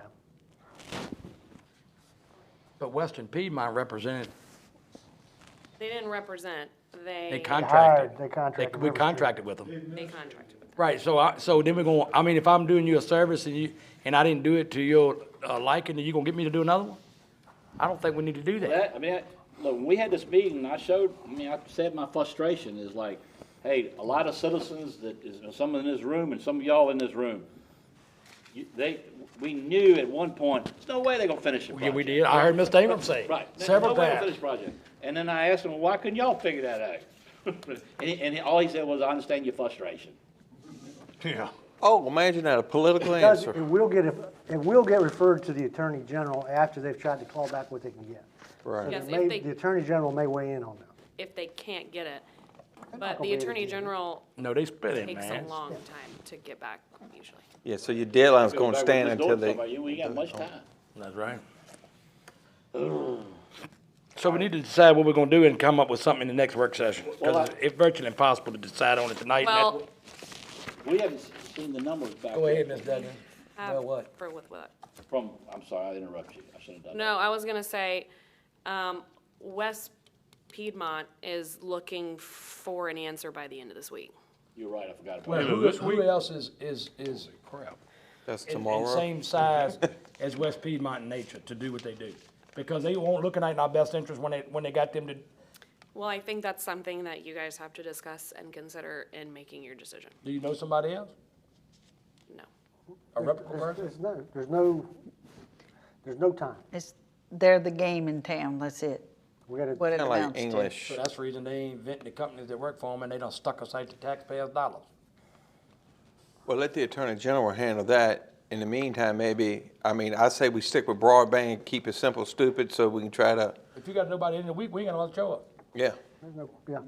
Well, if you look at this thing right here that Greg handed out, you can see where Brightspeed is.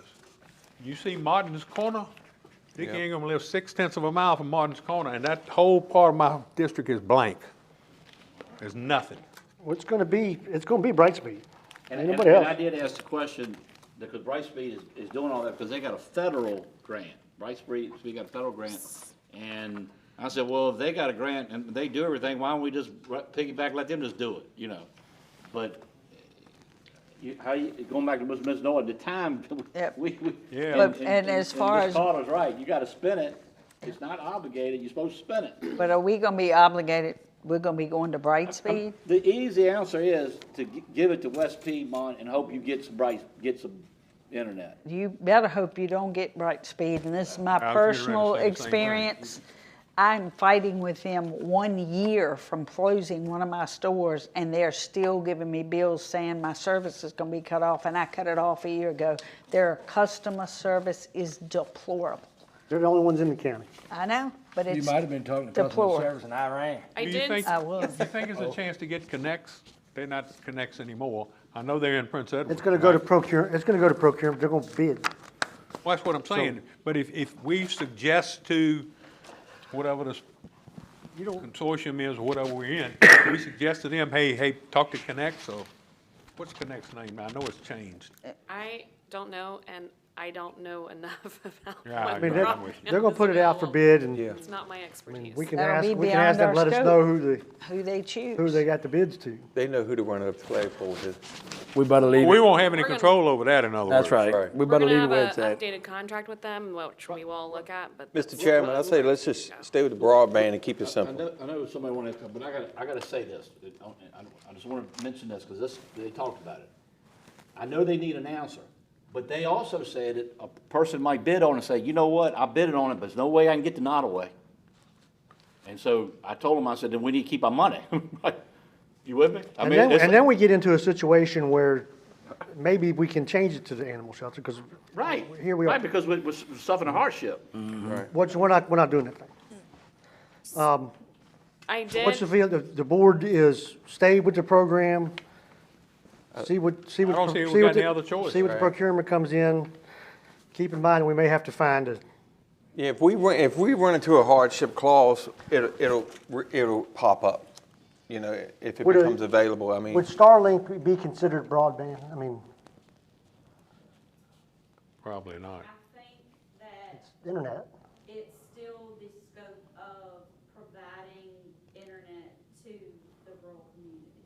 So I think it's still in the scope All of right, that. so, regardless of- so the Starlink equipment is free. We could offer the installation out of the 600,000. That was when my wife and I just got it, was $250.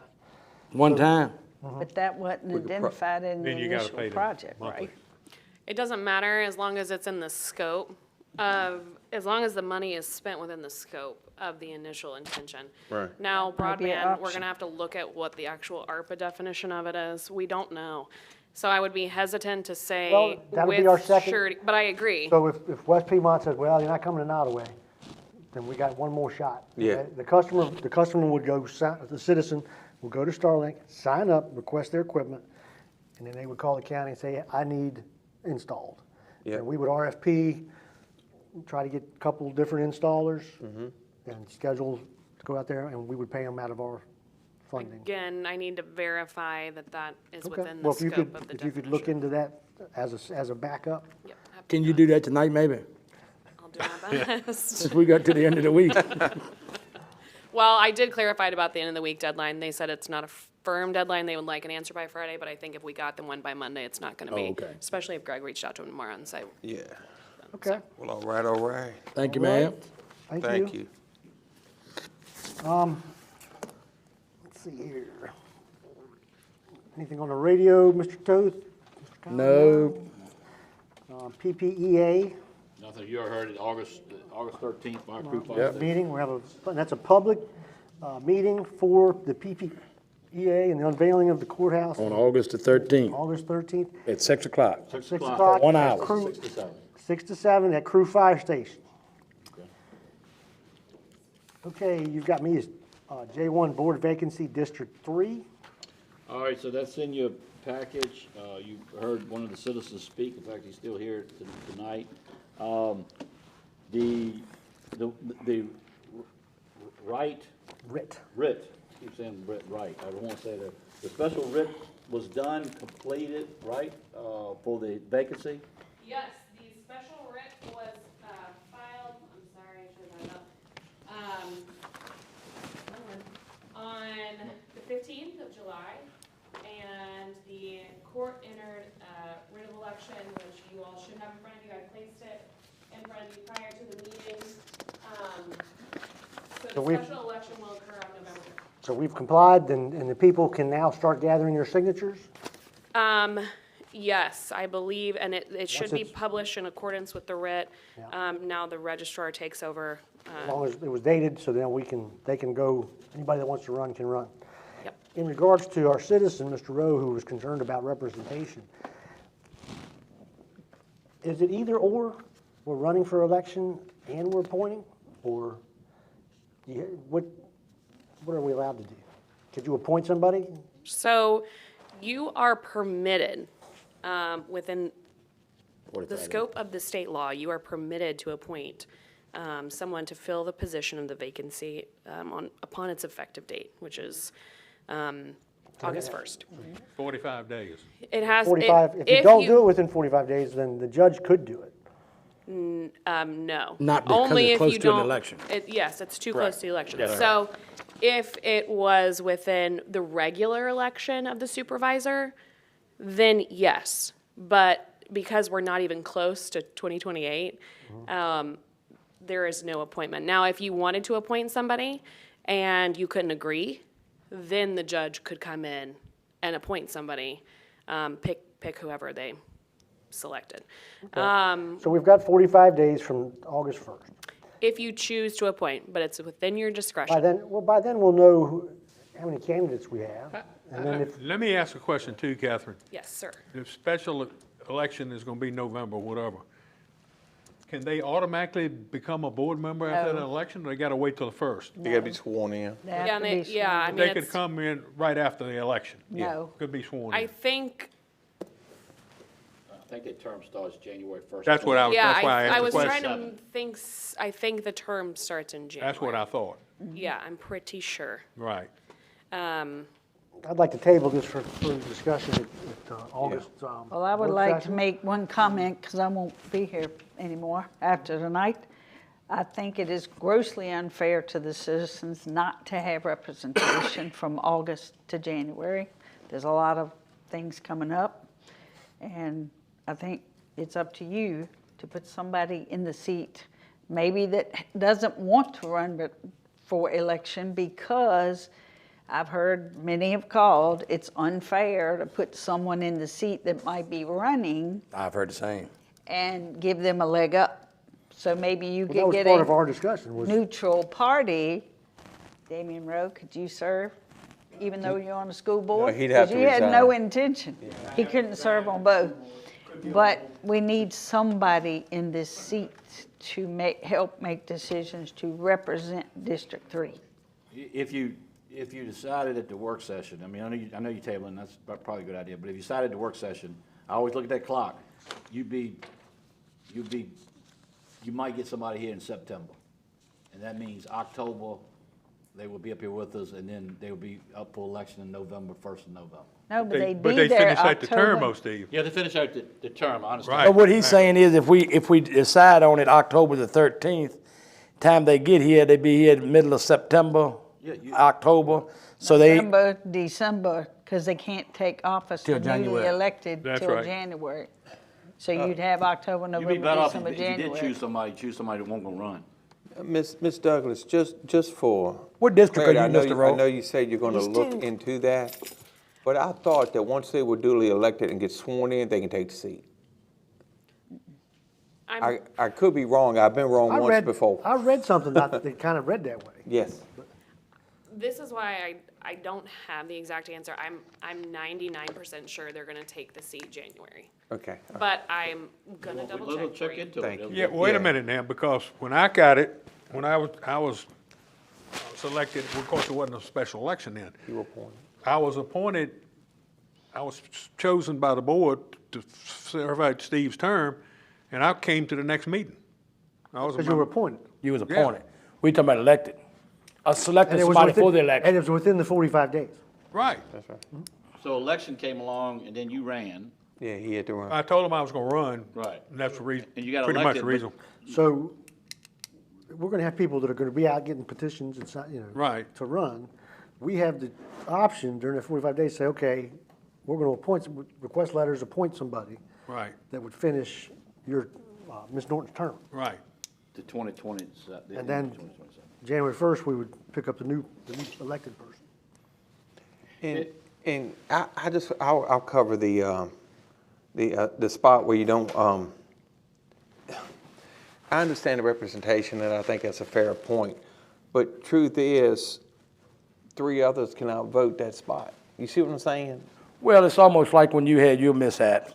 Yeah. We was wanting you, yeah, we ran it, but we wanted you back way before you came back. Right. You just weren't able to do it. Right. And we may have had the option that if you set out so long to do something, which we would never have done that, but we didn't feel like that your district won't get represented, because really each one of our districts, yeah, they are our districts, but we're representing Nottoway as a whole, each one of us. That's right, our vote affects the entire county. Exactly right. So I don't know, I mean, I understand both sides of it, Ms. Norton. I understand that it can be somewhat biased, it gives them a leg up. And his, and to Ms. And one of them Norton- might tell you they're not gonna run and then they lie and then run. That's exactly what I was getting ready to say. To a point, they can say, well, look, I'm not gonna run, but they're already getting signatures and you don't know it, then they come in here and get the seat, next thing you know, they got a leg up. That's right. All right, we tabled it for Yes, the sir. work. Yes, sir. Do we don't have to have a vote to table that, do we? Okay. All right, work session. We've already done J2. Yes, And sir. we've got Ms. Carter on the J3, 3.5% raises Yep. from the state, Thank you, Steve. State. the new budget. No, It was passed after our budget. Thank you, Steve. So as you know, Nottoway County adopted its FY '27 budget without the Commonwealth adopting their final budget, as most localities did. When the county did, or when the state did finally pass their final budget, they did provide an additional 1.5% salary increase with that budget. And the comp board did approve that for a total of 3.5% for both FY '27 and FY '28. A 2% was already embedded in the current FY '27 budget. So the ask is for permission to appropriate the extra 1.5% into the budget, if that's the pleasure of the board. The total of that would be $141,649. There is a reimbursement from the comp board in the amount of $78,013, and that reflects a net annual local contribution to that effort of $63,636. I'll make a motion that we put the 141,649 in the FY '27, which would be the local contribution of $63,636. It's reimbursed, correct? A portion of it, yes. Okay. Got a motion? I'll second it. All in favor? Aye. Any opposed? All right. Thank you, Ms. Carter. Mr. Chairman, take a look at this.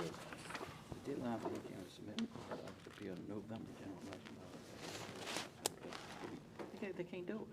We can't get it done. To go to the election? Yeah. No, we've got it done. It's signed. These people need to go out and get signatures right now.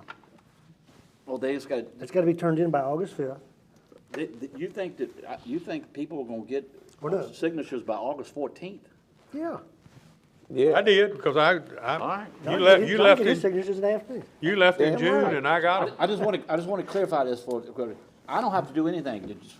Rodney Reynolds takes care of all that stuff, right? Rodney Reynolds is supposed to take care of it and post it in accordance with. And they go to Rodney Okay. Reynolds' office, and they pick up their petition. That's right. I just want to make sure I'm not in it. Now, And then they, Your name's Bennett, you ain't in it. and then they start making the rounds. I have not shared that road election with Ronald Reynolds' office. Right. Rodney. Rodney Reynolds, that name. If you could Registrar, share that, if the you could share registrar. that with him tomorrow. Okay, I wasn't sure if that was something that. I wrote stay out of elections because people were calling me like, I'm not in elections. These guys, Okay, that's right. absolutely fine. If you could Okay. get that writ over to Mr. Reynolds' office tomorrow, They'll please. say I'm involved in it. I That's know. right. Yeah, so get that over there, and then, We'll greatly if there's any- appreciate if it. there's any phone numbers that anybody has or any contacts that people have had from people that were interested in running for office, let them know to go see Mr. Reynolds. You Yes. can stay out of it, just say, Yeah. Mr. Reynolds has his information, go see Mr. Reynolds. Okay? All right, thank you. I'm sorry to, what does John say? I regress, digress? I digress. But they also need to know that they're gonna run this year and they're gonna turn around and And run run next again year next if they wanna run again, Yep. if they wanna keep holding seat. And they gotta gain the signatures again all over? Thank Yeah, you. and the Citizens Trust. Yeah. All right, we got K and L, consent items, correspondence. Mr. Chairman, I move to pay the bills. Do I have I a like second? that. I second that to pay the bill. All right, all in favor? Aye. Opposed? County Administrator report. Just one thing, and I don't know what Mr. Toth, he said at the work session, but I'm getting we got some more complaints about these she sheds coming up. What is the deal with that? It's people that they live off the grid, but that does not prevent you from having to get a health department permit. Okay. You can have solar, you can have water collection, but you've got to have a health All department. right, last thing, I'm gonna set up a meeting. I like. Maybe it's a conversation with your building inspector and, Yeah, but. and Greg put some ordinance together. But it's more things like that happening throughout the county. Just want you to be aware of it. Well, it's a people like off-grid living. Right. They have their homestead. I'm gonna set up a meeting, Mr. Rourke, and I'd like for another board member to go with me, is to look at what Buckingham is doing for these convenience centers that they're not, anyway. I had a person, Mr. Hill, and Ms. Norton made me that connection, but he didn't retire, so I had to get another connection. So anyway, we need to take a road trip. Yes, sir. Sometime in August or something, but anyway. Okay. All right, that's it. Me, Hey, sir. do it on my birthday so you can take me out to lunch. Okay. And you don't wanna go to a trash collection site on your birthday. Working for the Excellent job, citizens, Mr. man. Bowen. We'll call it a dumpster date. There you go. Comments from members of the board. Vice Chairman Toth. I don't know where do I start. I ain't got much to say. It's getting late. In regards to Mr. Johnson being a farmer of the county and me being a farmer as well as my parents and loving the land as much as I do, and I know that the Johnson family does as well, you know, I really took into consideration his concern about the solar project, and all the while I was thinking about the big luck stone that he sold a parcel of his land to. Do you remember when that was, Mr. Bowen? It's been, how long ago? It's probably about 4 years ago. At least. Well, anyway, there's gonna be a lot of dynamiting up there one day, and that's gonna move the ground of the neighbor. It's gonna be far greater than a little 13-acre solar panel site.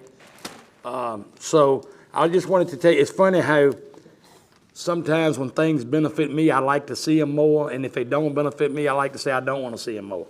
But he's been a pillar of the community, he and his brother, for a very long time. We're blessed to still have him in the chicken business. The next thing I'm gonna say is, Ms. Norton, it was a pleasure serving with you on the board. I didn't know you until then, but I became to know you very much, and you're gonna be greatly missed, and I'm gonna call on you very often. You gonna miss me? Check on you. I'm gonna miss, but you gotta be careful how you say that. Don't take this wrong. A man told me one time, and they had nothing to do with fishing in the pond. He said, if the devil never tormented you again, it would be a miss, but it'll be a great miss. But I'm gonna miss you in the way of a bad, sorrowful miss. I wish you would stay, but I can understand you making your mind up leaving. He's gonna miss me kicking him under the table. Yeah, because telling him to shut up. my left leg stays black over here. But all the while, the edge of my nose stays indentured for notes that I'll be peeping. But I'm gonna miss you very much. Thank you both. Mr. Ingram. I got a couple of things. Number one, Daphne, you will be missed. You held our feet to the fire on some times, and we need to have our feet held to the fire. Thank you. And, you know, I'm gonna miss you. I miss those budget committee meetings and trying to figure out what in the world we're gonna do. And, you know, you've done a great service for this county. You've represented your district well, and you've represented the county well. And nobody can ask any more than that. And I appreciate your service, and I'm like Bo, I'll be calling on you, don't worry. And if you need to call me at any time, you got my number, just call me. If you think I'm doing something wrong, please let me know, and I know you will. Second thing I want to say is, I made a comment at the work, and of course it made the paper, about if you think your taxes are high, look at Chesterfield. And I was doing that in the context of the gentleman who bought the property next to me, and he asked me what the rate was, and I told him, he started laughing. Well, then everybody going there, well, Chesterfield's got this and got that. And I thought about this long and hard. If people want us to supply them with something, come to a board meeting and tell us. If y'all remember, the end of my statement was, I'm for EMS, I'm for fire, I'm for the schools, and I'm for the sheriff's department. I'm for land, and that's what I think government is for. It's not all this other stuff. We got parks. Blackstone's got a park, Crew's got a park, Burkeville's got a park. You know, if you don't want to go to that park, you don't like that park, that's up to you. We got a railroad museum. We've got some other things. But if you got something else that you think we ought to be doing for you, come here. But I will remind you, just like I used to tell my students, and they would look at me like I was crazy, there's no such thing as a free lunch.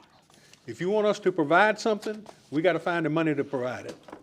And so with that being said, I'm done for tonight. And Ms. Norton, gonna miss you. Thank you. Mr. Rourke. Daphne. Been a long time, dear. People think we just got together on this board here. You got me in this originally. Definitely going to miss you. The long nights, long phone calls, all that good stuff. The research and data-driven, love it. Yeah, I love it. So definitely going to miss you. But at the same time, I'm not sad for you. I'm happy for you because, and I'm a little jealous. So I'm going to be honest. I'm a little jealous because, you know, even though I may have been the longest serving sitting up here, was elected one sitting up here, it's still, y'all see what it's like. you get the hell beat out of you, and they think it's fair accountability, but to each their own. You know, there's accountability, and then there's berating, and it is what it is. I'm gonna take one of your terms with me for the rest of the time is put your big boy pants on, put your big girl pants on. That's it. You know, I like that, and thank you. And you know, my phone's always open to you, dear. It was open before this, and it'll be open after this. So, thank you John. again for everything you've done. And I just want to address a couple of things that was on the that was mentioned tonight. The citizen asked about the state board for the citizens where they could come in. I mean, boards where citizens can come in. There is a state code out there. Ms. Kingery brought it up a couple of years back, and it is about a citizen's overwatch for finance and stuff like that. There's some different things out there. There's a state code that allows that just for knowledge. But also, I want to mention about how proud, you know, talking about our students and everything, how proud I am of the not one, not two, but 3 rec teams that are going to represent Nottoway County in Mississippi. I think it's Lowell, Mississippi, if I remember correctly. They're leaving next Friday? Yeah, I think it's, I think it's the 21st. I think the ponytails leave one time, then you got Coach Pitch boys, and then you've got the major boys, and very proud of them. I wish we had a little bit more time, and we could have got them all in here tonight ahead of tonight's meeting. I do want to add to that too, Mr. Rourke, that I strongly encourage donations. Yes. To that, because the way the donation money is spent is it's divvied up amongst the families for motel, food, travel, and a whole lot of these parents are already losing from being at work and having that income or having to use it against the vacation time, which they would do it 100 times over, because that's not even once in a lifetime that goes. And we got 3. Right, and so they figured it was going to be $30,000 per team. Yeah, all the local individuals that can, and they don't even have to be local, donate to that. And that was businesses. I strongly encourage that. Oh yeah, absolutely. And that was one of the things I was going to ask the board to consider giving $90,000 to these teams. Just tell them we're paying them in 91 years. Did y'all just see the collective?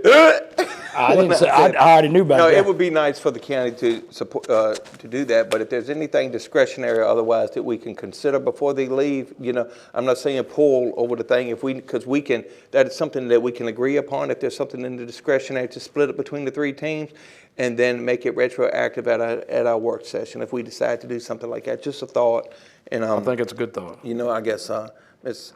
Clark and Steve can bang your heads together and see if there's anything out there.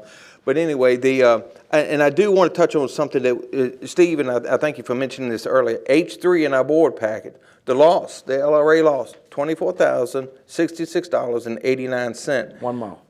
Just 1 month, that is correct. And you know, it's unfortunate, and I don't want anybody not to bring us information if they feel like it is a good potential. But we also have to look at the factual numbers. So, you know, and I appreciate everything Jed Watkins has done out there, you know, bringing facts and stuff like this. But this is a undeniable fact here. It is not potential. This is one of the things we're looking at, plus what the guard is saying. And the other thing about the election, since it is a special election, I did dig into something, and it does look like that once the electoral board certifies it, because it's a special election, that they may be able to take the seat immediately. But it's So that would pick up the other 2 months. Right, but that's a special election. But then again, I'm trying to find, because it's not that I want to say I'm right. I just want to maybe help our wonderful attorney, you know, see, because I know she's going to find the answer, but it's just, I was trying to satisfy myself with that, honestly. But I know you're going to give me the facts, so I appreciate that. Board members, love you all. Citizens of Nottoway, love you all. And y'all have enjoyed the heat, and stay inside tomorrow. Yeah, and I'm done, Mr. Chairman. All right. Supervisor Norton. Last 2.5 years, I have spoken softly in the beginning, and more times more boldly, and a lot of times I sit up here and bit my tongue till it bled. But as I peel back the layers of the onion of government, I got a deeper understanding with the training, and I pray the challenges and the burdens and everything ahead of y'all are fewer, and the scenario would change and get better. because the citizens deserve that. And I hope that I made a difference. That was my quest when I ran. I hope I made a difference for every citizen in the district and in the county. I ran by the rules and the code, and I will say before this election comes, partisan politics has no place on the county government. You have your rules. Amen. You don't need DNRs.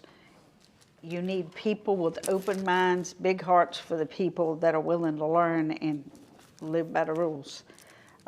As for me, I need to focus on my health. I was very blessed that I got recent reports. I don't have to have chemo. I don't have to have radiation, but I stand a very, very high chance. I call it the beast is floating there somewhere. So I've got to take some of the stress away and do some things with my life, because I don't know what the future brings. I was blown away that you all gave me this award tonight and that my sons were here. That was sneaky. That was sneaky, Pete. And Sneaky husband. I'm blessed. And I'll leave you with a couple of words. Listen, listen, listen to the citizens.